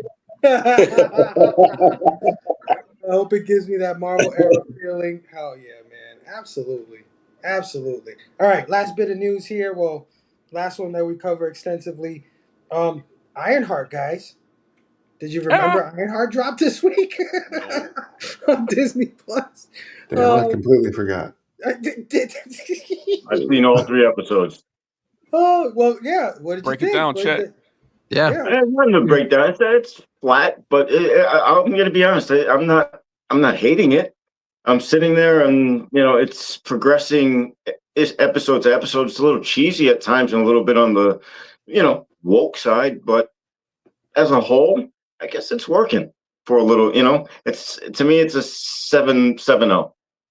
Okay. So it's not great. enough. It's not fantastic. It's not boring. It has its progression, and there's something I'm thinking of in there that's making me think sell. So I'm not gonna, I'm not gonna knock it. Flipper, you.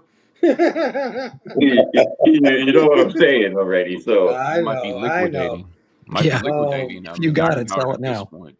Anybody else watch Ironheart yet? No. I mean, Eve, you and wow, this is the comic community. I'm hoping it does good though. Yeah. I'll be watching probably 20 episodes of Blame Fable before I watch the first episode. Oh shit! Damn. Wow. I am excited though, because they have a character that has a prominent part in Matt Fraction's Iron Man run that is like a big player in this. Is it gonna be apples to apples? No, of course not. Who? But like, which one? Oh, I don't want to spoil things, man. Spoil that shit. They need it.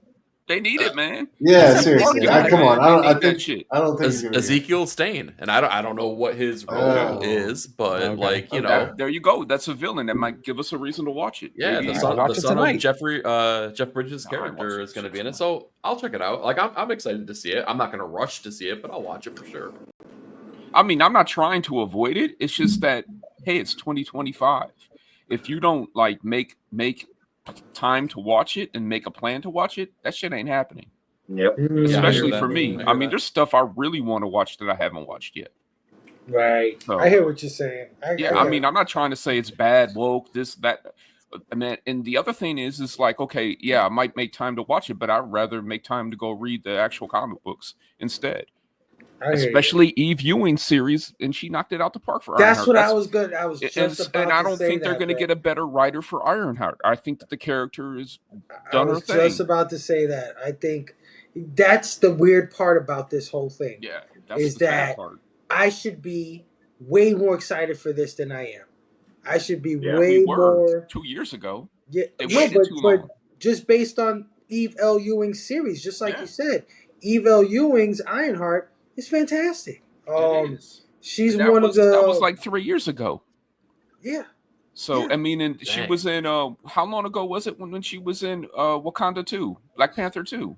That was. I mean, that was a long time ago. I mean, they waited way too long. Yeah, that might be it. That's what it is. It's that, and the fact that it's 2025. You got like 15 things competing for your attention at the same time, and all 14 of them are good. So you got to make some tough choices. And this isn't gonna crack it because they waited too long. Damn, freaking tacky, bringing us down to reality, giving us the cold hard. They're gonna come out with another Star Wars series probably like in a week or two, and then you're not gonna have time for this. Like you got to watch it as it happens. Like you got to be on their timeline, and nobody's on their timeline.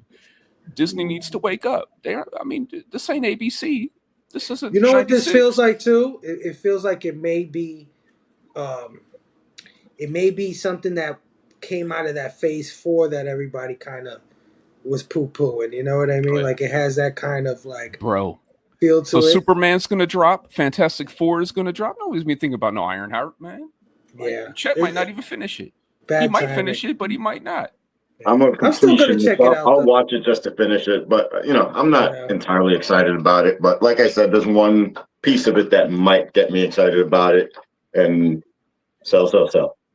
Yeah, you're right. I can't argue with you guys. Like I said, this is something I should be very excited for because I like Riri, and I love that last series. But it's just something's about it, and I think Tack hit the nail on the head. It might be just too much going on to pay this one much attention right now. It may be something that come back down the line. Herm, man, are you interested in this one at all? Because I know you're the most positive about the MCU than most of us. What do you think, bro? I'm always interested in anything Marvel. Anything Marvel that comes out. I feel just like her.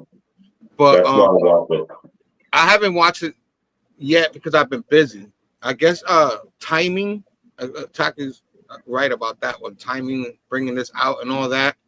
I don't know if bringing this out towards the summer is a good part. Like everybody's like going out and stuff like that, and either or working, whatever it is they're doing. Like it's probably all going to the movies. So I don't know.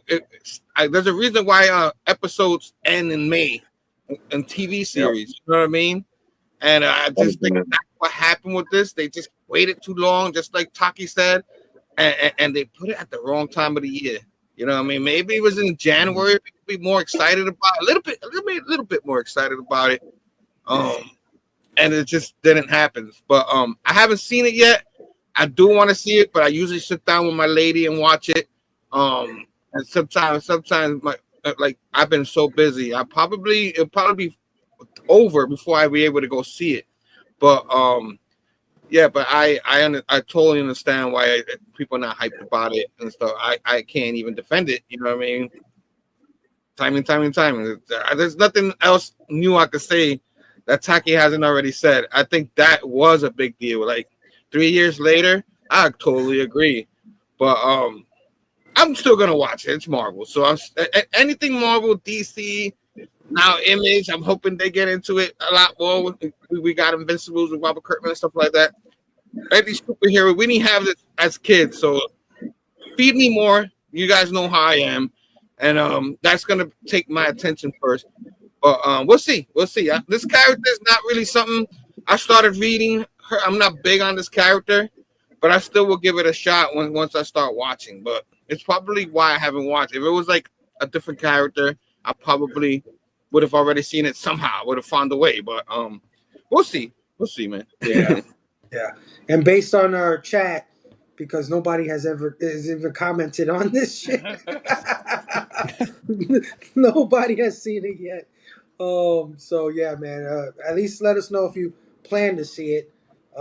We got Christina Payne, the moderator extraordinaire, in the building, saying, "Hey, beautiful people," and she is dropping the links as always. Thank you, Christina. Always a pleasure having you in our chats. Thanks for everything you do on the moderation side. All right, man. So just some quick hits. You guys don't have to comment on any of this stuff. I just want to say some quick stuff before we get into the blaming. Tom King returns to Batman with the 40-page one shot in 2025.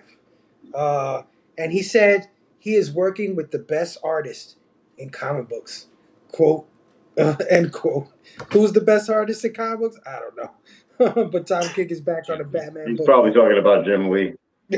No, it leaked, actually. It's Steve McNiven he's talking about. Oh, he is pretty damn is it good. really? Wow. Yeah. Okay. Okay. Yeah, exactly. All right, Tom. Look at the mood change in here. Well, it's well deserved, man. It's well deserved. So is there any more details on it? Like how long it's gonna Damn, Stu, I didn't want to get into this shit. No, my bad. Tom King. I'm sorry. I'm such a Tom's great, but dude, McNiven. Yeah. I'm here for McNiven. But I'd be more happy about like Thomas Wayne and Gotham Girl. I mean. I'm just saying, how many Batman stories we need? I don't really see Gotham too many Girl. details about it. Yeah, I think it's just starting out really because 2026. So that's totally I don't know. Yeah, but damn, Steve McNiven, that's freaking awesome. Hell yeah. Not gonna lie. All right, Marvel supposedly cancels Daredevil, West Coast Avengers, New Champions, and Psylocke. Sounds good to me. X-23 too. Well, Magic is also rumored to be canceled. And the reason for this speculation because no issues have been solicited for either of those series in September. So everybody's speculating that they are over. Damn it. There are a lot of X titles out there. They need to dwindle them down. Especially after Krakoa, nothing's nearly it's not as interesting. And I'll tell you that firsthand, being the biggest X-Men head you probably know. That's the truth. It's way too thin, the content in terms of, interesting. It's not as good. Nomad is digging Ironheart. He saw the first 3. And Angel's gonna see it this weekend. All right, guys. Yeah, man. Yeah, I'm not surprised. Oh, hold on. Yeah, you were sideways. You went sideways. This stupid thing's been doing that lately. I don't know. I don't know if it's StreamYard or my tablet, but I'm not shocked. I mean, Daredevil. I can't say that it's terrible. I can't say that. You can. I haven't read it, to be honest with you, but I don't hear anyone talking about Daredevil. Exactly. Not one reviewer, not one YouTube comic book personality. Maybe that was on purpose. I mean, because it's going to be hard coming off the Chip. But that's what I was going to say next. Yeah. Compared to where Chip level was at, Daredevil was very well talked about, very well spoken about when he was doing it. And now from that to like just no noise at all, that's even worse than saying it's shit. Yeah. It's like we don't even care enough to say it's shit. That's bad. At least Salahuddin is going to grind it out, unlike, a lot of the cookie cutter stuff. Yeah. That's out there. And some of the titles you mentioned, I think, are like cookie cutter titles. Oh, yeah. Well, that's what I was going to say next. West Coast Avengers, New Champions, Psylocke. Psylocke, I'm a little surprised. I see a lot of people buying those books. I actually see a lot. Yeah, it's a cover. Psylocke was all right. It was all right. I mean, if you missed the issue of Psylocke, you could just read X-23. They're like the same thing. Bingo. Yeah. But I'm not wholly shocked. All right. Well, more than that too. I think there's more to that list. Like I thought, sort of even bigger list of. Well, Magic might be on that list for sure. I didn't even know that was an ongoing. I thought that was going to be 5 issues, but apparently it was supposed to go to at least 10. Yeah, and it sucked. And it sucked. I mean, like, this is what happens when you have not great writers. You have decent artists, but the writing and the storytelling is just awful. Like these are great characters. What And they should be happens when you treated. try to get too many people. Who's the a bad writer on opportunity. Magic? Who's the writer on It doesn't matter anymore, Fable. Doesn't- They're putting yeah. good writers on it, and it still give them like shit plots, and then Right, they yeah, just I like mean- throw it in AI, and then they put that shit out like they're James Tinian. So Ashley Allen was on the writing. Artist I don't know, a colorist I don't know, and a letterer that I barely know. So you know what I mean? So it's like there you go. And that's the case across all these books. You don't need books on the shelf. You just need good books, and they sell and they make up for the bad ones, right? So yeah. And they have a lot of good, right? Because the Daredevil book, the Day in Hell or whatever it's called. well, yeah, when you have a Alien- good writer and a good artist and a good team telling a good story, it'll sell. Yeah, That's the Wolverine, Spider-Man. I heard Yeah. from the chills last night that it was great. It was awesome. Carney Andrews. Oh yeah, my of god, course it's gonna be dude! good. You would love it, bro. I'll The say it's artwork. interesting right now, but you know, who's really flocking to that? Just they're probably gonna buy it just because they see Deadpool. Money grabs. But yeah. they It's like what created an Tandy said. interesting topic on it. It's a cover thing, like Psylocke and Magic for sure, because J. Scott Campbell on those Magic and covers, X-23 too. that's guaranteed. Yep. Yeah, guaranteed buys. All right, man. Last quick shot. Publishers have 3 weeks to object to Diamond Comics liquidation plan. So I don't know if you heard about this, guys. They're stealing. But yeah, Diamond Comics basically bought a bunch of books on consignment, right? So they have a warehouse full of books that they haven't paid for. And they're basically going to liquidate those books to settle their Chapter 11 case. But because of the Chapter 11 bankruptcy, that means that the money earned from that will likely go to the creditors and the lending banks rather than the publishers that gave them the books on consignment. So they are freaking furious, as you may know. IDW, all these guys are pissed off because they basically stole their books. But there's a silver lining. There will be a hearing on July 21st where the judge is going to hear out all of these complaints about what Diamond has just. Diamond, what is going on over there? And it's not even Diamond. Diamond is gone now. This is the new people. Yeah. So they're just as fucked up as Diamond was, even more so. Because it's like, hi, I'm an asshole. I mean, Diamond went bad like a few years ago. No, like around the COVID time. well, it's robbing Peter to pay Paul, and finally Paul was like, "What the fuck? You keep robbing." I mean, Peter's coming at me now, and so. Dude, I mean that is the story that never ends. Like that shit just keeps on giving, keeps giving and giving headlines. Every move has been a shit show for that company. I swear to God, like you said, since 2020. Well, this is the thing too, that so a lot of those ratio variants that are hard to find, they might not be hard to find pretty soon, depending on what Diamond decides to do. Because you'll be surprised. Like you think there's only like 300 of them out there, and Diamond's sitting on 1,000, and they're going to be released all like that. And if they're released in the wrong hands, that person will just flood eBay with them. Your whole stuff it might be time to liquidate.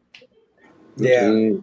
You're absolutely right. Because isn't that how those like 1-in-100s ended up in those Walmart packs and shit like that? Yep. It was one of those moves. Yeah. That's not good. That's not good. Christina Payne said it was an honor meeting Stu, 9-panel grid and comic culture. They are truly the sweetest guys. Phable, you'll love this. I said this to them in person. Awesome. Station. Oh yeah, Christina. Yep. It was an honor to meet you, honestly. Absolutely, yeah. Oh yeah. She's the only one outside of the crew that has a wrench, guys. There's a reason for that. You need to get her on. You need to get her on bags, boards, and badass females. Yeah. Oh, she'll definitely be on the second edition of that. Like I'm already planning for part 2 of that in the winter time. So we're definitely gonna have Christina on there. There's a couple of other ladies that I got that I want to get on there too. Christina got the best of the best when you meet these gentlemen. Oh yeah, absolutely. Previews order book stop printing this month. Yeah. It's only digital. I heard that. Yeah. Wow. Oh yeah, 62. Sad because I always get them. So I was just Yeah. Yeah, one day I different hope to meet era. Brother Joe too, man. One day I hope to meet Brother Joe. Me too, yeah. I want to get out to a Yeah. wrestling match. I'm not even gonna. I want to get Oh, out we to can't get wait. some barbecue and get to a wrestling match, man. Come on down, bro. I want to get out there, bro. I want to Kansas get. City I'm Comic gonna Con. bring a chair. I'm gonna bring a chair. He already knows. Table's not. You know, my Redskins play the Chiefs next year in Kansas City. I might want to visit Okay. them. Uh-oh. I'll There give you you a go. call, There you Bobby. go. 2 tribes in or 1 tribe gonna leave. Well, Hey, We're one gonna of them's see. the Commanders already, so But we don't call them commanders around the Cheddar. all good. Oh boy. Hey, Fable, one last thing with you. I don't know if you guys discussed it in a previous episode or not, but did you guys watch that Predator Killer of Killers? No, but I heard it's dude, fantastic. it's Oh, incredible. wow. It Yeah, I was heard it's fantastic. really, really good. Yes, I'll have man. to put that Yeah. above It's Ironheart definitely now. worth watching. You guys will dig it. Well, The it's like creativity, the Tacky said. animation. It's like Tacky said about Ironheart. There's things that I want to watch really badly that I haven't even watched. So why watch that, right? Like Predator Killer of Killers. Yes. It's something that I haven't gotten to, but I would probably want to watch more than the Yeah, Ironheart series. So, but yeah, no, I've heard it's fantastic. I'm it is. definitely gonna get to that. But Good shit. guys, that has been the news.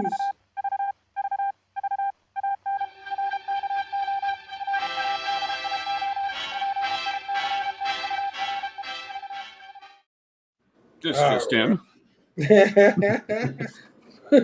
Breaking news. All right, so here comes my favorite part of the show, guys. You know it. I know it. They know it. It's called the blaming. Why don't I own this? Why don't I own this?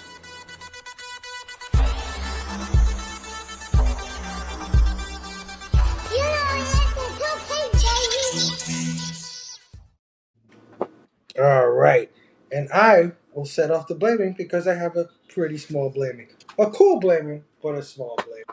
All right, so first up, it's all figures, right? And of course, I love my Transformers figures. I had a freaking crazy blaming last week. I don't know if you guys saw the blaming from last week, all you con guys, but go check that shit out. That shit was epic. I bought No, all we were hungover. Sorry. But yeah, got a few new figures in. Transformers, of course, does these crossovers, which I love so much, right? Because they cross over with all these different properties. And this time they crossed over with a property that's near and dear to my heart, because I am a video gamer at heart. That's my first love is video games. And they crossed over this time with Sonic the Hedgehog, guy. Sweet. Damn it! I want it. That's wild. What a crossover. Right? You got Tails, and you got freaking Sonic over here. Wow. And they turn into some pretty cool things, man. You know that Tails always flies that plane. Mm-hmm. The video game turns into the biplane. And Sonic has like this racing game that he's been doing for a few years, and he turns into the car that he drives in that game. So yeah, man, the That's Sonic and Tails Transformers crossover, man. They did it again, Herm. They did it again, Herm. That is so cool, man. You have my address, so Well, yeah. You knew I was gonna love that shit. You know Don't tell nobody. Don't tell nobody. Yeah, okay? I thought so.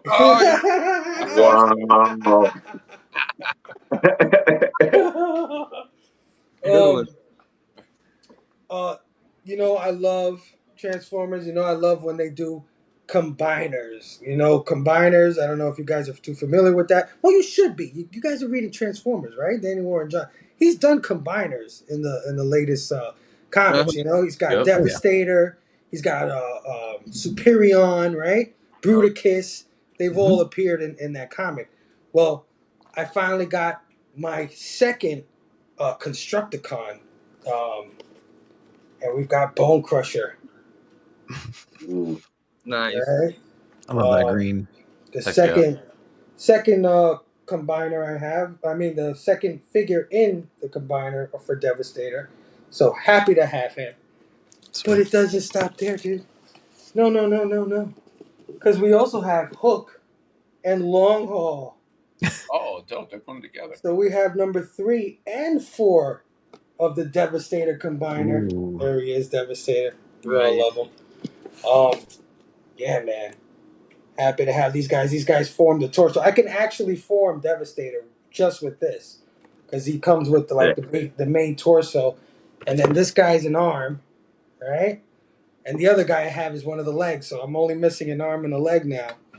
So I'm super pumped to have that. But That sounded funny. An arm and a leg, right? But that's not the He's only only missing an combiner. arm and a leg. That's not the only combiner that's out. I also got Silverbolt. Oh man. Who forms Superion. This is the leader of the aerial bots. And there goes Superion right there, guys. That's the only one I don't have from the Gen 2. Like I had those 4 planes, and I was just I needed the leader. I never found them. You know what I mean? And now you got him right there. That's awesome. So yeah, only 2 missing for this one because I have the first 2 that came out. There's only 2 left. What's cool about these is they only need 5 to form their combiner, whereas Devastator needs 6. Yeah, but I got 4 of them already, so I only need 2 on that one also. How hard is it going to be to find the other 2 pieces?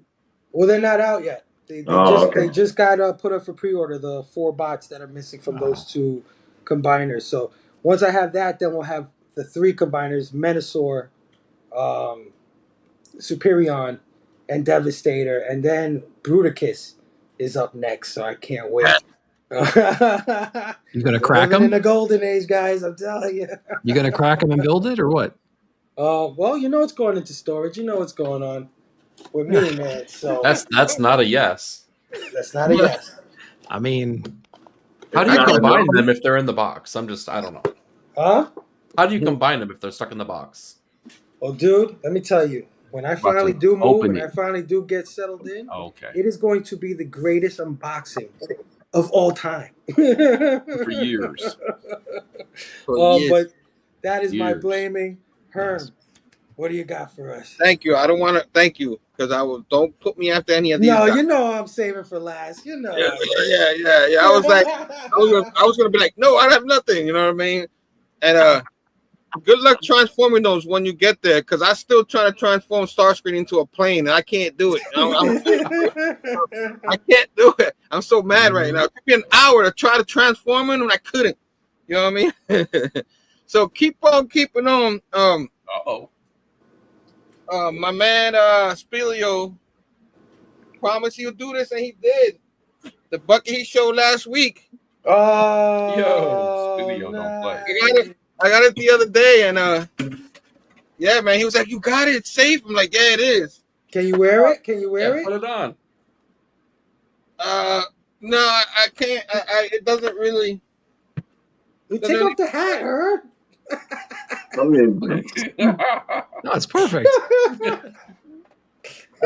That's nice. Yo, it don't fit me. I got a big head. You know, there's no way.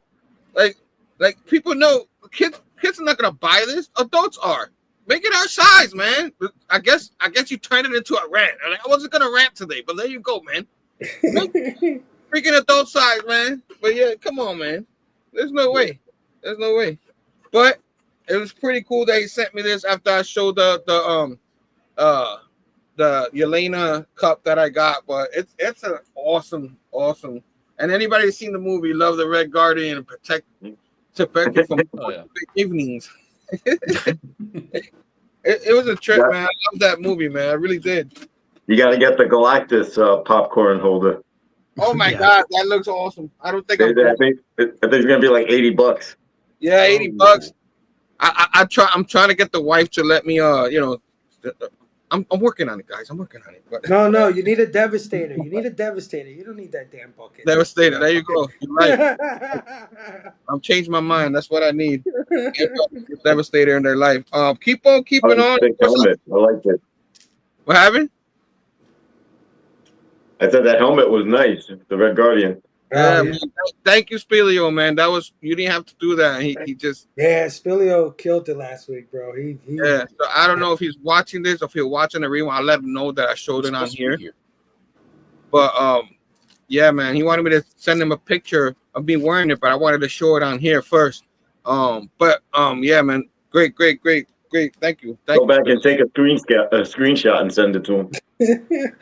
Yeah, I love when he put it on too. The way he looked on his head.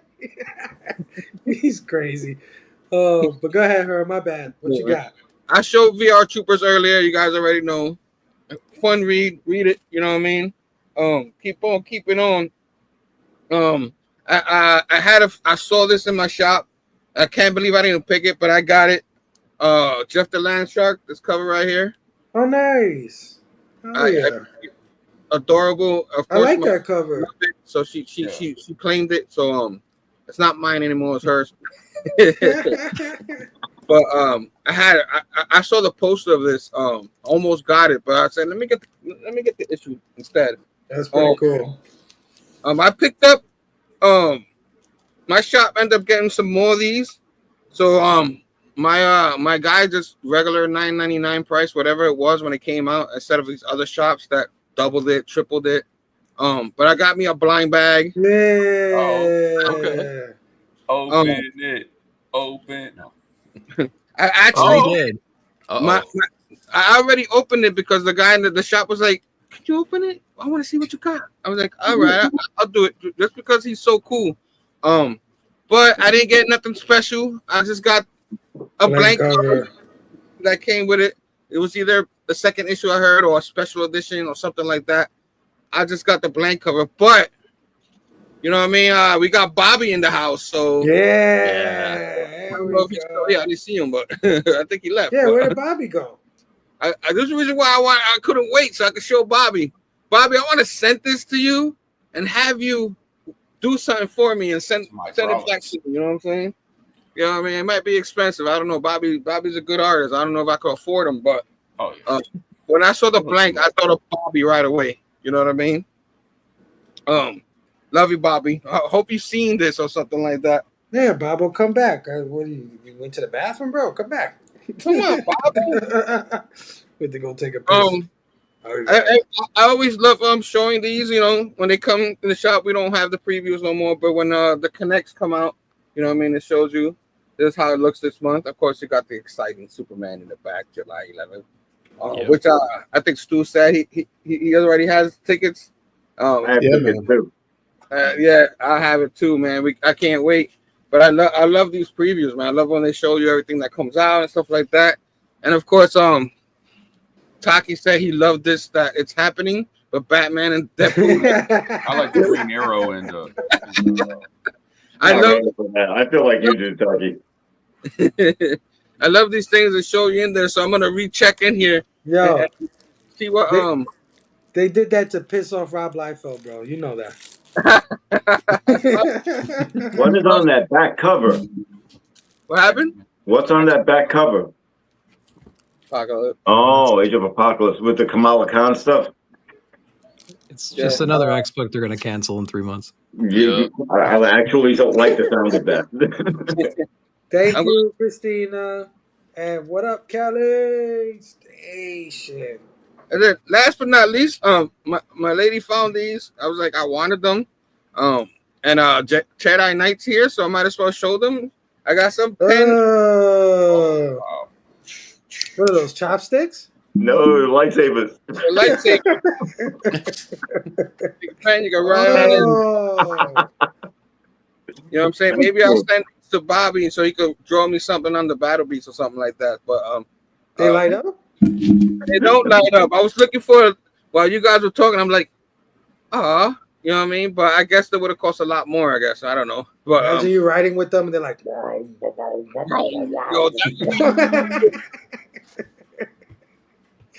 Marvel, do that. I need that.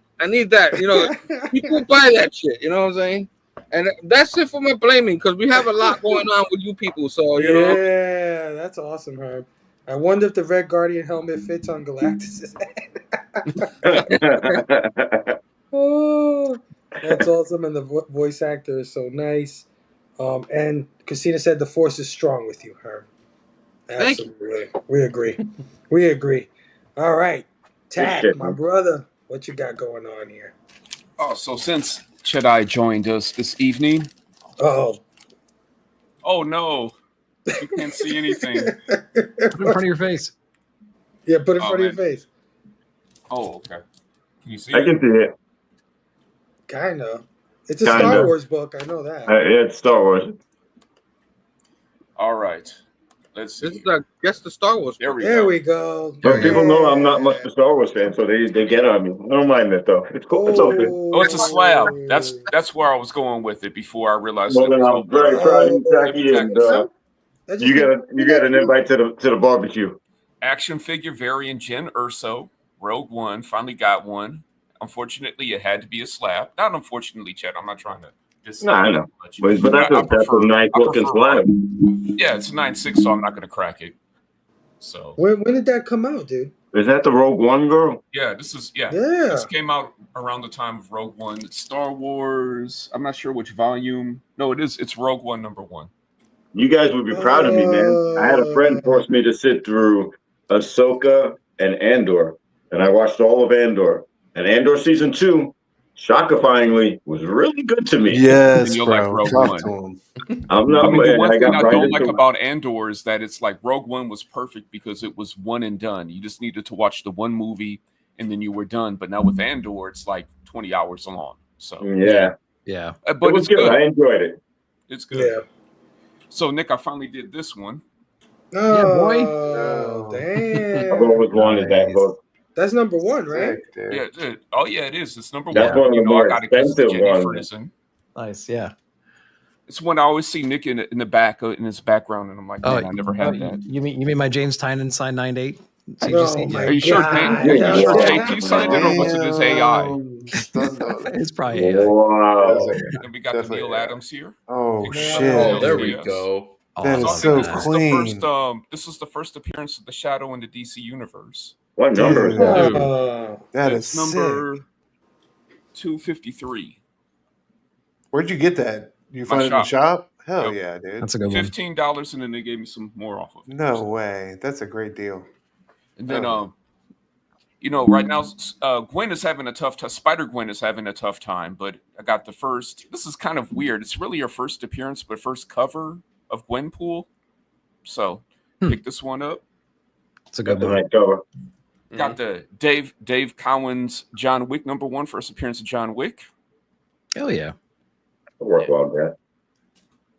We got Michael Cho, Spider-Gwen. I believe this is volume 2, #5. It's gorgeous. And there's a matching Miles to this that I have to find one day. It's just right time, right place, right That's price. awesome. I love Like the Michael purple. Cho. Oh, yeah. We got the last issue of Spectre volume 2, #62. This is the second appearance of Mr. Terrific. I'd like to get the first appearance, but I'll wait till a couple months after the movie. So Sweet. Good call. And we got the best book out. I'm always going to show the Kaya. What issue are we on? 27. So cover A, and I really like cover B too. Oh yeah, that one's the best. Michael Walsh. Oh yeah. And surprisingly, this book was really good, and the 1 in 25 was worth it. Dr. Aphra, Chaos Agent. This was actually really good. So that was a nice surprise. I'm covering my eyes right now. I'm covering my eyes. I'm trying to stay out of modern comic books. Thank you very much, Zach. Just wait for the trade. That's what I'm doing with Transformers. I can't wait. Me, I'm saving it because I know, like, if I really need something to lift me up, that Daniel Warren Johnson run on Transformers is there waiting for me, and I know it's going to be good. It's certified good, and just be there waiting for it. So I finished Rare Flavors a couple days ago. Very interesting book. Because it was so much like Layla's Star. It was really hard for me at first to kind of get into it because I'm comparing it to Layla, and it's like I'd rather go read Layla. Why am I reading this? Yeah. But then you get to the end, and Rom gets you. So. Oh yeah. Yep. They do work well together. It's almost like a sister book to that. Yeah. Well, yeah. Yeah. Is that your blaming? That is it, guys. Thank you so much. Great stuff. Awesome, dude. Awesome. Rad Art and Comics in the building. Station Rad. How are you, man? Callie said, is there Myler on it? Bobby got a ghetto call, so he'll be back if he can. Booty call. Bobby got a booty call. Trying to stay awake, Christina. Hope you have a great weekend. You too, Callie, man. And don't worry, man. If you pass out, I'm glad we're the last thing you watched before you went to bed. Or maybe not. You might have some nightmares of Tacky or something like that. Who knows? The other one is the face bubble on the cover. The other one, she is only a face bubble. Which one are you talking about, Callie? I think he's talking about Gwenpool. Gwenpool. Oh, Gwenpool. Because okay. So she was in a backup story in her first real appearance in the story. I got you. So I have to take a look at this. A Howard the Duck cover. Oh wait, and then there's just a couple of variants for that too. So yeah. And Callie said it's a killer haul. Hell yeah. And first Gwen, yeah. There you go. Chaos Comics in the building. Chaos. What's happening?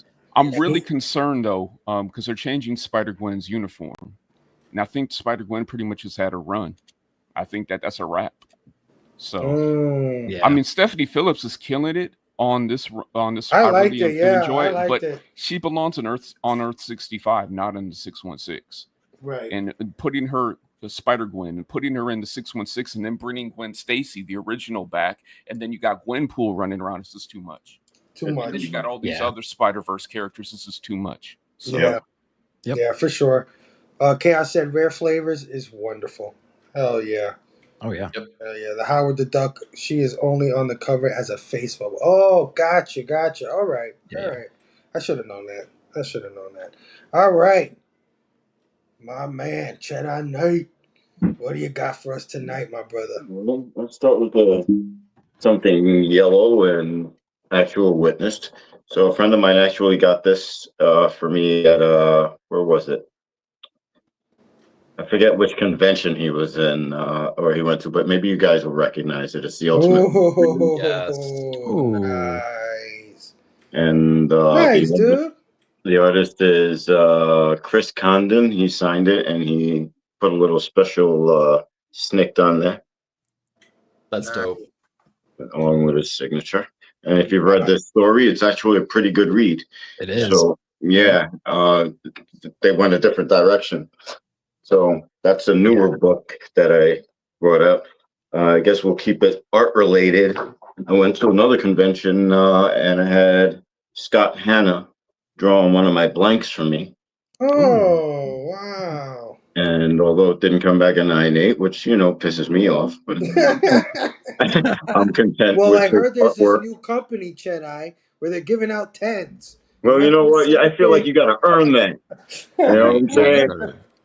So, yeah, he did these for me, and I thought they were excellent. The difference between a 9.6 and a 9.8, it's minuscule. It's nothing. Yeah, and it might not even be there, honestly. A dust mote.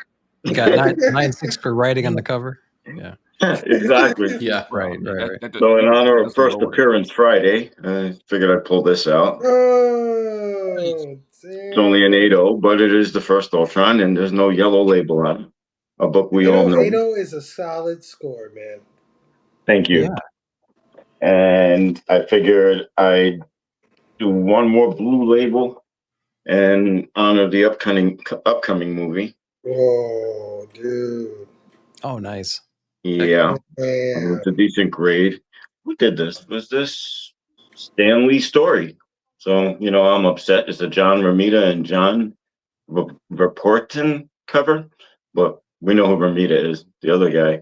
But, yeah, that's just another slab I had sitting around. I also wanted to point this out because you guys went in. This one's been sitting around since I bought it. A little dust on it, but went with the Battle Beast. Oh, okay. Version. I don't know who did it, but yeah, it was on eBay. So I thought, you know what? I'd rather have this than whatever's waiting for me in that blind bag that won't be too special because I don't have that type of luck. So, when Nick came on, Nick was in the back chats and he showed off those. He was like, I went a little crazy with this shit, and he showed off a bunch of blind bags, and I'm like, you got a lot of damn, bags, Nick, you did go a little crazy with that shit, and then but he wasn't the only one. I started looking at Instagram, and They were everybody everywhere, went man. freaking crazy. Oh, with they were everywhere. Yeah, they were everywhere. It was brilliant. No, I The, was on the retailer call the, for that, and as soon as I heard it, I'm like, shit, I'm doubling down, man. Let's go. the I last ordered piece of 5. my blaming material is this. Oh, the mini book of X-Men. Wow, what the hell is that, Chet? It's literally a glossary of anything X-Men and allies and team and Open it pick up. Open it somebody. up. Yeah, let's see the inside of that sucker. Hold on, let's see where we go. Stretch the spine. You don't mess the spine up. Wow. Oh, I love that Greg Land down Where do you get that at? There's a mall not far, like Nanuet. My sister lives close to it, and then they brought me there to the Cheesecake Factory to eat. And she said, "There's a comic book store upstairs." And I said, "Really?" She goes, "Bye." Me and Mom are going. They Where left is me in the this mall. Cheesecake Factory and comics? They left me in the mall by myself, and I found all this just sitting around. Hey, which mall was this? This was on Mother's Day, to be exact. So you could find this in comic shops. Yeah. Oh, check this. Oh, hell yeah, dude! Nice. And hold on, one more, which I did already open because I like this guy a lot in terms of mutants. And there's a really good picture of him. There it is. Oh, it's a splash page. Nice. Yeah. And it gives you a glossary of everybody. And hold on, there's even an inside opening cover. Oh, for sketches. Perfect. Oh, damn. I might have to pick this little book up. And that's it. The 100 X-Men, to be exact. Discover 100 X-Men pocket size book. Wow. Okay. Damn. Blame Chet. And one last slab for you, actually. And this one, I actually met Jim Lee in 2011, and he signed it for me. I shook his hand, took a picture with him, a selfie. I was very happy, and he signed this for me as well. Oh, cool. Oh, that's awesome. Nice. So I had a PS8, as you can see, and that's my Jim Lee. That's a great cover. Yeah. That Jim I hang Lee's starting on to to. become a hard signature to get. Is he really? Yeah. I know he's doing signature. Oh, Elite 11 announced that he'll be at a show next year. May 36th. Yeah. So save your pennies now, and that is my portion of the win. Wow. Awesome, Nice. dude. Thank you. Callie said hashtag copy Chet. There you go. And Silver Age 80 is a modern 9.2. There you go. Thank you. Rad Art said, cool, dude. Hell yeah, absolutely, man. Thank you. All right, guys. Been waiting for this. Keep saving these guys for last because I know they're going to show something that is everybody's just going to get blamed for. Let's start off with my brother, Eric, 9-panel grid. What do you got for us, bro? Dude, it's been a while since I've been able to be on the show here. I have a backlog of blamings here. So I think I'm going to start with some non-heroes related things. This has been sitting on the floor next to me, honestly, because it's too big to put anywhere, and I really wanted to put it on a bookshelf behind me here. But oh shit! Nice, dude. The Lego Orca here with Hooper and Brody and Quince, right? Fuck yeah, dude. Hell yeah. This was so much fun to build here, and of course, you can't have the Orca without having our boy Bruce the Shark here as well. So that's cool. Cued, the John Williams music here. Da, da, da, da. This was awesome. Arguably one of the only perfect movies out there. So I really dug that. Daredevil may be canceled coming up here in the near future, but lunch ain't canceled here. So for Father's Day, my wife got me the Daredevil lunchbox here with the Daredevil thermos as well, so I can make sure. Sweet. Nice. I got my lunch coming with me as well. Just don't leave it on the bus stop like I did. No. I think I'll be okay. Chocolate milk in the thermos. Something I said I wasn't going to do. In fact, Phable, I said it directly to you. I'm definitely not going to do this. I would never, ever spend the money that's going to come along to get something like this. But then, never say never. So I ended up getting the Mafex Daredevil figure, which is every bit as amazing as I hoped it would be, considering the price tag. Nice. Yeah, this thing is incredible. Marvel Legends are good. This is That's next level. This pretty. come on, focus now. I'm sorry. Yeah, this is. No, I'm talking to the camera, not you, Chet. Don't Okay. worry. I'm Yeah, gushing over that figure. That thing is nice. That's a lot of articulation, man. A lot of articulation on this. It's dope. It is so nice. It's all right. It's okay. It's just okay. Yeah. I You hear don't the want it. blame I'll give you coming an from address. you. But Jumping into something. Does it form Devastator? That's all I want to know.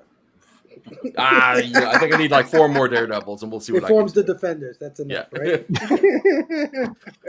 So jumping into something that I did pick up from Heroes, though, is the sketchbook from Alex Maleev, where it goes over a bunch of the Daredevil artwork that he's done in the past here.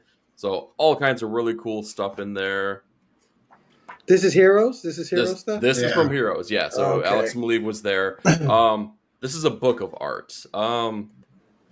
There's more. There's more coming down the pipeline. I'll leave it at that here, but we're gonna do a special Heroes Con unboxing there you go. overview kind of thing coming up on Wednesday.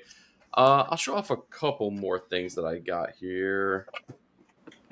Okay, this is silly but kind of cool. This little guy right here. Boom. Who is that? Mike Allred. Yeah, Mike it's Allred. the Slug. They were giving away frisbees at his booth here, and how freaking cool is that? They were giving away yo-yos, action figures. Well, not giving away, selling them, but the Allreds were fantastic people here, and I thought that was just a little cool trinkets to show the time that we had there on top of the conversations that we were able to have. Sketchbook by a really cool artist, Billy Fowler, that draws thick boys, basically. Everyone in his sketchbook, a little chunky boy version of these characters, right? So really cool, interesting artwork that we have here. Oh, look at that! Nice. Yeah. Oh yeah.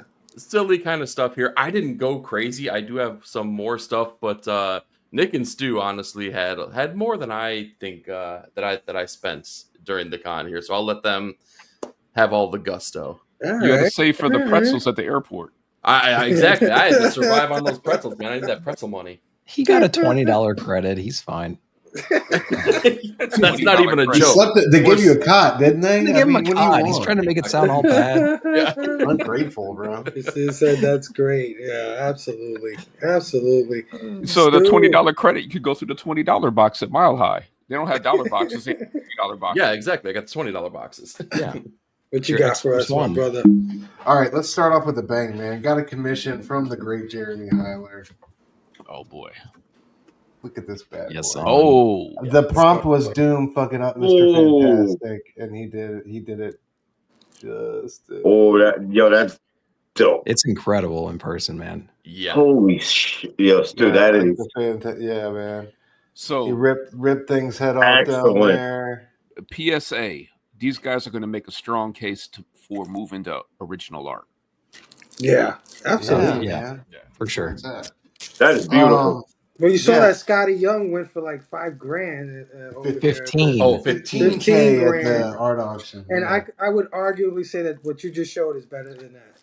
Oh yeah. Oh, there's no argument here. We said that guy Young with the big Galactus head. Yeah, Pac-Man Galactus. Mm-hmm. Yeah. And that went for like $15,000. I think I saw that auction. Yep. Went for 15K. Not of my money. And in honor of Figgy Friday, I got a Madman Figgy at the Allred table. Yeah.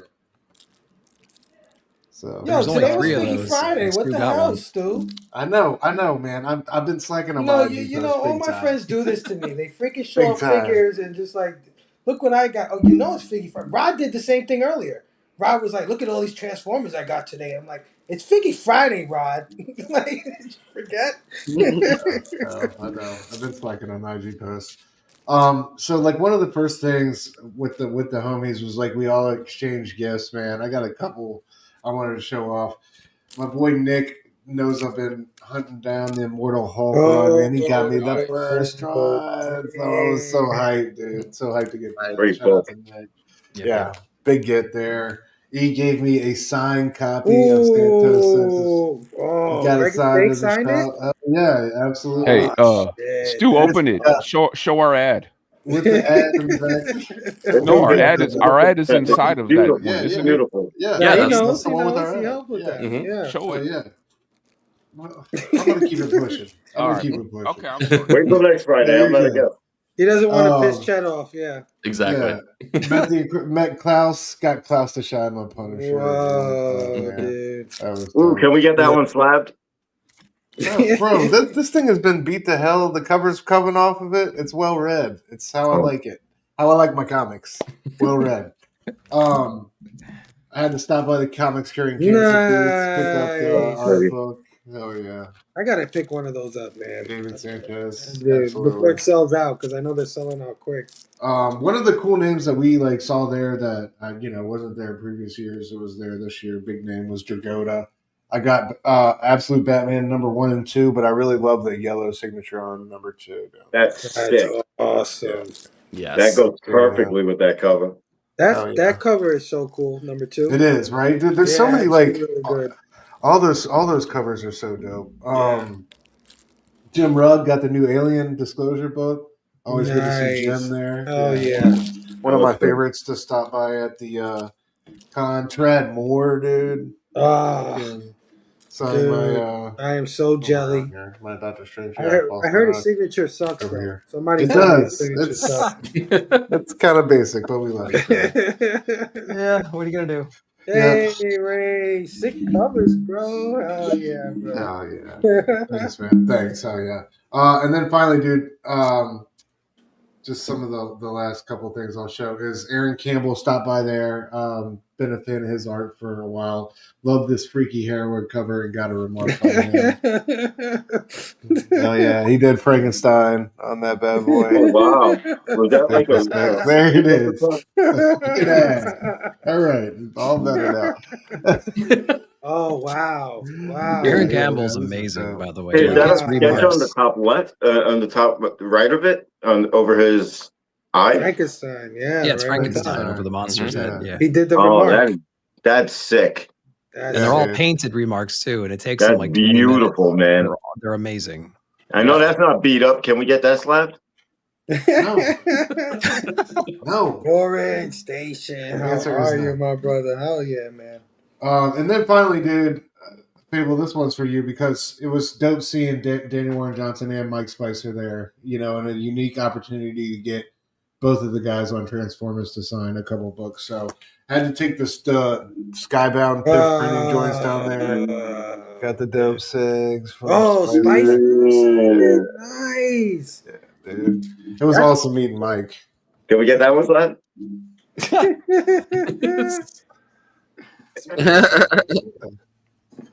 Those are nice books, man. How was DWJ's line? Because it seemed everybody always popping, bro. Like he was like, I would say, last year I would say Scotty had the most popping line, but it was a little bit not, his line was still popping, but it was a little bit quieter for him. But Daniel Warren Johnson, I think, had the line of lines. And they put him on the kind of opposite end of the floor to where they could push his line like back. Every time we went by his line, it was huge. So when we got in it and got to him, we were there like an hour plus early. Some of these guys, like, you're gonna have to get there an hour and a half early to have a decent shot at it. So yeah. I got to bring my wagon next year for DWJ. I'm sorry, guys. Dude, it's just he's such an amazing dude, and like how he makes each interaction feel so personal, and like he never feels tired or over it. Some of these guys, it's really rough, transactional, going back and forth with them, and it's not. You put on your smiley face and just keep it pushing, but it's just like it hurts your opinion of him a little bit because it's like, man, I'm like, you feel like you're pulling teeth sometimes going up to a guy and that, telling him how much you love his book and having him sign it. It's just like, Jesus, like, but Daniel, it's always refreshing. That's awesome, dude. Hell yeah, man. Yeah, so he's like one of my favorite people to always see, and it's awesome to see him killing it. So Oh yeah, I could imagine, man. Me and Herm went and saw him at Midtown, and that's one of the most memorable days of my life. Got to tell you, man. It's signed my ash can. I am so happy to have that. But I would love to a Siggy on the first 24 issues of that comic book. So I'm gonna bring my wagon next year, bro. Dude, you got to. Yeah. All right, my ace, my co-host, the guy been doing this since day one on YouTube. My brother Nick, Comic Culture. Take us home, homie. Let's do it. So we have Chad here. So I got to get a 9.8 up on the screen here. I Bloodstained. appreciate all this 9/8 slap stuff that you guys have been talking about tonight. I really do. I just wish that Stewie would follow suit a little better and get. It's never gonna happen, dude. Would you just let it go? Jesus Christ! Chad. Let it go. My books are all dinged up. They're red. They're they're scattered all over the fucking place, dude. They're on the floor right Be now. like Elsa. Be like Elsa. Sorry, Nick. All right. Go ahead, Nick. Sorry. No, okay. So anyway, Bloodstained Teeth number 198, remarked by Danny, signed by Danny. Oh yeah. And Christian Ward. Lovely. Oh, down dude. here as well. God bless That the is freaking definitely Chet inspired, man. thing. There you go. I appreciate that. Yeah, that was pretty cool. Good cover. Is that a sketch or a remark? Yeah. She remarked it. Yep. Put That's the little bats dope. up there. Put the character in there. Yeah. Danny, Damn. 2022. So Nick, Danny or Jenny Frizen? Uh-oh. I think he made. No comment. I think Nick's a little smitten. Yeah, I don't know, man. I don't know. I There didn't might mean be a like changing that, of the guard. guys. You never I know. didn't mean it like that. We know what you meant, Tacky. We know. Might be a changing of the guard, Doc. I don't know. But it is Frozen Friday, so we got these cool convention posters. Oh, nice. Very nice. So kind of hinting the featured artist next year potentially. So we have June 12th, 14th, 2026. I didn't know they did like a full, like every time you see this, it's just like the bust shot, right? So like that's pretty cool that they did a full body on that one. Nice. So there is that. We talked about Danny Warren Johnson. So Transformers number 1, Dual Sig event finally. So got that one right there. So Spicer's on there. Great guy. Like Stu was talking about, man. He was really cool. He was somebody you could just walk right up to and kind of get some signatures on stuff, and very, very generous with his time. He was one of the guys that was like a highlight of the weekend, for sure. Meeting right there. Met Zach Kaplan and got him to sign my Metal Society number 1, which is one of my favorite books last year, or not last year, a few years ago. Yeah. So Kaplan's a cool dude, and got him to sign one of my favorite books from that year. Jeff DeCal was also there, so we got that Absolute Wonder Woman signed. Ooh. So where's the Bam? He signs right there across the side. Cool dude. I wish he had another sketchbook out this year, because the sketchbook was like one of the highlights from the previous year. He didn't have anything Jeff new. Deco, we need more. Jeff Deco, come on, Jeff. Bro. I know, dude. You're killing it, bro. Way more. I already showed Danny Warren Johnson and Spicer, but the extremity, like that stands out the most, I think. From that's fire. All the dual sigs. Yeah. I pretty much brought all my number 1 books and got them dual signed, so that was really, really cool. Let's see. I talked about Jeremy Heiler. Here's a cool piece. This is a commission I got from Jeremy Heiler. So this is bro. I took a picture. I took a picture of that, man. I'm sharing that one with you, bro. That's wild, dude. I'm sharing that one with you. Yo, that's so dope, man. Bro, I was Lone Wolf and Cub killed Thanos. This is that was the prompt. I was like, dude, I want Lone Wolf and Cub. The gauntlet, man. The gauntlet. That was part of the prompt. I was like, I want him holding the gauntlet, man. I want him taking it. I want his hand cut off and take it back to Dad. Yeah. So sick. All the cherry blossoms, the cart, and everything. It's really nice. That's fucking ridiculous. So what I'm talking about? Wait, I didn't see the little kid holding the gauntlet. Yeah, holding the gauntlet, bro. Oh, man. It's so sick. It's so sick. Dope, man. We were. I didn't know what to. I just lost all function for 5 seconds when he pulled that out. I was like, oh my god. Is that something you'll get framed at least? Yeah, I'm gonna try to slab it, Chet. That's what I'm gonna try to do. You should auction it. You might get. I guess I deserve that, right? But that's what was my recommendation, man. Check out Jeremy Heiler. I mean, Stu got that amazing Fantastic Four piece That was from him. pretty. Dude is insane. Absolutely, dude. He's got a bunch of Batman books out too. So he has, I got a bunch of the ones I have the collected, but here's Fall and Rain, and he's got a few other ones as well. He has another one called Always My Father. This is one I was really excited for because you can't find it anymore. And he had like 4 copies at the con. So I went ahead and grabbed this one right here. It's an amazing, just like a little short story with Splinter and whatnot. That's really cool. And then I didn't realize he had this one, but he has Godzilla, Peace on Earth by Jeremy Heiler as well. I didn't know this one was out, but the dude's got just such an amazing style. This might be one of his earlier books, but like the dude's got some crazy talent. And yeah, just really psyched to read more of his stuff. He's Christina's definitely a like, guy that whenever he wow. puts something out, I'm going to pick it up for sure. Christina, did you stop by Hyler's, man? I know you were down there. Yeah, let us know. Christina was bidded. I'm sorry. Go ahead, bro. No, he was like, if you go to Artist Alley, straight in from the entrance, and you go almost all the way to the right, that's where he was. Sorry.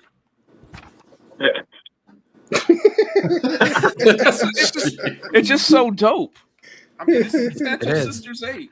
That was a great idea. It is. You're right, brother. You're right. Guys, go pick up Santos Sisters number 8, the first appearance of the PCP Army Bad Batch. That's right. I have my brothers. Some of my brothers are geniuses. We didn't make you go buy some weird variant copy or nothing. We just put an ad in the paper. Santos Sisters, yeah. Oh yeah, go pick up that. So that's it for the blibbing now. Much more to come. It's got I got a stack of stuff over here, but yeah. Right. I'll give you a 4-piece Devastator for that Jeremy Heiler Thanos picture. Right? I already had another offer on it too. Before they're like, that's amazing. You ever sell that thing? I'm like, no, I'm good, man. I'll give you 2 short boxes, Jenny Frison short boxes for it. Oh shit! Hey, it depends on which covers are in there. We might have to talk. Yeah. All right. Well, Nick, man, that was amazing. Yeah, absolutely, thanks, man. I'm glad you guys had a great time out there. Oh yeah. I wish I could have joined you, but you know, hopefully in the future it's in the plans. Oh yeah. Herm, gotta get you guys out there, all y'all. Oh yeah. I'll be out there next week. Fun on that. Yeah. We got my brother Swagda in the building, Station Swagger. We got our brother Tom, Primetime Tom in the house. Station Tom. What's up? Of course, I mentioned him earlier, but my bro Ray is in the house. Razor Comics. Hell yeah. How are you, my bro? Man, everybody loves it. Christina was like, wow. And Sweet Godzilla. Yeah. Nick, man, what do you got coming up? Yeah. What do I have coming up? So, yeah, tomorrow night, what is it? Friday. So Saturday is going to be my reviews, weekly comic book reviews. We did Robbie's Best of the Month last night, so that's really awesome. We got all that taken care of. It's already posted. It's already scheduled, rather, and it's up for members right now, too. So you can take a look at that. I think I'm going to be doing comic book look ahead on Sunday morning. So I'm going to be tossing the link out to the guys. If you're around, jump on, where we just take a look at July, what books we're excited for week by week. So that'll be live on Sunday morning, and then just weekly stuff, my normal stuff on Wednesdays and whatnot. And we're going to do our Heroes recap Wednesday night as well, and Ink and Insight. So really excited for that. Show off all the rest of the goodies right here. Oh yeah, bro. Awesome. Glad to have you back, bro. Oh yeah, glad to be here. Oh yeah. Let's go backwards here. So, Stu, what you got coming? Yeah, like Nick said last night, monthly comic book review. Check that out. Ink and Insights every Wednesday night, 9:30 p.m. Eastern, across Dr. Doom Fan Club and 9-Panel Grid YouTube channels. We'll be doing our full Heroes kind of recap and breakdown next Wednesday on East channel. So make sure you're there for that. Other than that, Blood Splatter Chatter every Thursday night, 9 p.m. Eastern. We just did 28 Years Later last night. So check that out as well. And I will be, I think, back on PCP Movie Night for Stand By Me on Monday night. And then I can't wait for Chronicles of Riddick, bro. I'm so excited. Yeah. I can't wait to rewatch it, man. I can't. Yeah. So check for me on Action Fest. And great lineup as well. I love the Thank you. Yeah. We'll talk about it. We'll talk about it for sure. Hell yeah. Hell yeah, bro. Always good to have you, and I'm glad you're back as well. Hell yeah, man. Thanks for having me back. Yeah, I missed you guys too. Always good to be back and hanging with y'all on Friday nights. Oh yeah. Eric. A little bit of a broken record here. Monthly comic book review as well. So go check out the replay on that over at Pop Culture Philosophers. Heroes Recap Wednesday 9-panel grid. Make sure you check that out. My weekly comic book review show is going to be dropping Sunday morning here. Also on Sunday though, I'm going to be over on Blood Splatter Chatter, I believe, Phable with you when we're talking about Master of Horror. The 2 episodes I've been looking forward to the most from the entire season. So I'm ready to dive into that, talk about all the fun stuff that comes along with that. I'm sure there's other stuff that I'm going to be missing here, but all that fun stuff, be on the lookout. Look for this guy. I'll be there. Yeah. So proud of you guys, the Ink and Insights crew. Of course, spun off of the Bad Batch, is a spin-off of the Backlog Bros. Who the hell are they? We don't know. We still don't know to this day. But yeah, some of the best comic book content out there is coming from my brother Eric 9-panel grid, Stu, Dr. Doom's fan club, and Nick, Comic Culture. Y'all might not know it. Nick's a celebrity, guys. We're walking down. We hit the escalator one day. We passed by this guy, and Nick didn't hear him, but we walked by. Guy stops dead in his track, looks over, and he goes, "That's Nick from Comic Culture. I watch that guy all the time." And he didn't say anything to Nick or anything like that, but it was adorable to hear, dude. Yeah, it was like running into Prince Hakeem. Was it? Exactly, bro. Yeah. Full on celebrities. It's fun. It's weird. It's fun, guys. Yeah. It's dope. Yeah. Yeah. No big deal. All right. Oh, yeah, guys, man. Glad to have all 3 of you back, man. You know I love you guys so much. But, Chet, what do you got coming up? I don't have too much coming up on the comic side. I guess Terrificon will be the next thing I do. And then New York Comic Con in October, which is the norm. As far as anything else goes, just work. And tomorrow, actually, I got to drive to Cooperstown for a tournament on Sunday for my baseball league. So I got 2 games on Sunday. 3.5-hour drive each way. I guess I don't have an excuse because I got a new car. But so, you know, but last year I did it in the old car, and I arrived on Saturday night, woke up to a text that said all games have been canceled at Cooperstown today because it was pouring. Oh, no. Yeah, so I went right to the Hall of Fame, sat through some of the nostalgic stuff about baseball, the romantic, you know, story of the game, and it was quite beautiful, I gotta add. And jumped in the car and drove home. I don't think I drove after that for like 10 days, but tomorrow it should be a nice day. Sunday, I think, is only like 10% chance of rain, and have some good games. Oh, yeah. If you want to know, we're 4-1. We lost our first game last week, but we did beat former Phillies pitcher at the game before 2-1, Fernando Ramos, still throwing 91. I went 1 for 2. So, see, unlike you, Chet, unlike you, when my Yankees aren't in it, I go for the Mets. You know what I mean? I'm not that kind of fan, bro. They're still from New York, bro. I appreciate that, but I can never emulate that. I can never emulate that because then it'll take away my reputation as a scumbag Met fan. So yeah, I'd rather be that.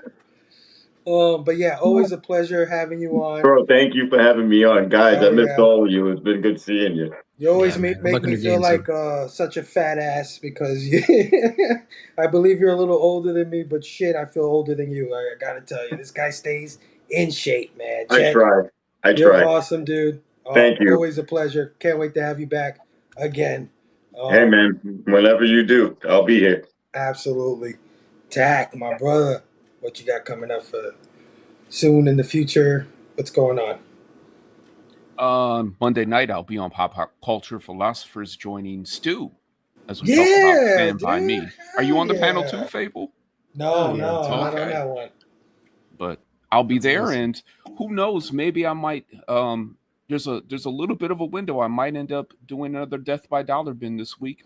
If it doesn't happen this week, it might not happen for a while. Tell me. So, don't tease me like that, dude. Don't do that. I know, sadly, I already put the books away, but you know, I love the Ink and Insights crew, but shit, man, if another Death by Dollar Bin is out, I got to catch that first, guys. I'm sorry. I love you guys. I had an interesting call a couple weeks ago.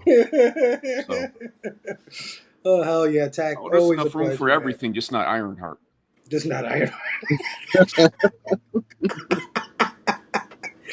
Oh, I love having you on, Tack. Santos Sisters 8. There you go. There you go. Big Herm. Oh. See, I always got to get him off the screen because I will be laughing all fucking night. Big Herm, what do you Yeah. got coming up, bro?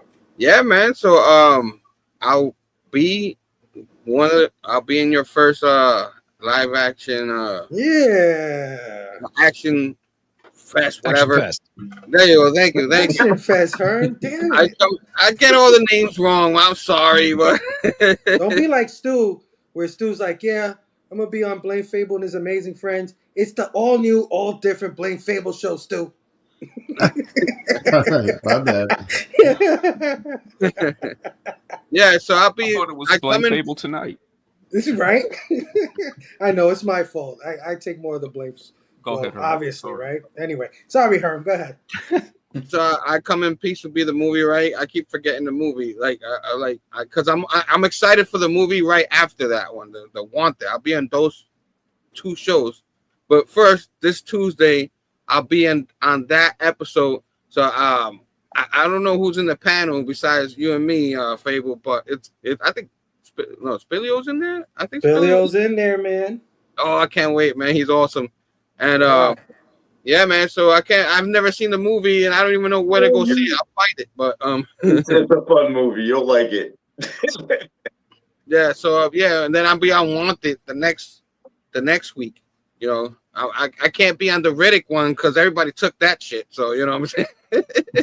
But yeah, man. So I'll be on that, and I'll finally have a show this Wednesday. Finally, Brandon Ingram. You know, he had a Kickstarter late last year, and he finally sent it. I got it a couple of weeks ago. I've been busy, so I haven't been able to do the show, but I always gonna do his Kickstarter show. So unbox his Kickstarter this Wednesday in my prime spot. You know what I mean? Always 6 o'clock usually, but this time 6:30 p.m. on Wednesdays. I'll be there unboxing. I'm gonna try to get that 6:30 slot on Wednesday. Back on the groove. Try to get back and doing shows because my other show with Tom kind of went on hiatus. We were both kind of busy and stuff like that. Life happens, but yeah, man. So that's what I'm gonna do, and of course I'll be here with you guys again on Fridays. You know, I can't wait for the ladies to come in and steal the show. Yeah, those. Yeah. I know them all. I mean, I don't know all of them knows me, but I've seen them all on the shows and stuff like that. So I'm pretty excited, and you know, so I can't wait for those. So yeah, that's why you see me. You know what I mean? I might be too loud sometimes, but you know, I can't help it. I really am. I really do get this excited when I talk about things I love, whatever it is, whether it's sports, you know, comics and movies and stuff like that. You guys know me. I go ham. And, you know, Chet, I already knows, like, me and him go back and forth, Mets and Yankees all the time. So, you know, he always talks to me almost every day. He's giving me shit. You know what I mean? So I appreciate it. It was an accident. It just, you know. Let it go. Let it go, Chet. Let it go. It's like, you know, Stu, I want Stu to go get those damn books slapped like that. Oh my God. Here we go. Would you I'm going to let shut it up now. go? I would also like to request one thing before I go. Stu, you owe me a show or a visit or a guest appearance on your show. It's been a while. Let me know when you have the time and would like to chat. Right. Let's make it happen. Let's make it happen. Yeah. Big Herm, always a pleasure. If you're not loud, is it really Herm? You know. I was going to say, Herm, I appreciate your loudness. It really, I haven't turned my phone down once while you've been speaking. It's energetic and seriously, it makes me feel like this is so much fun, you know. So other than your Yankee fandom, you're a good guy. I don't care what all these other guys say about you. Thank you. I appreciate that. I think. I'm going to take it back when we hang up.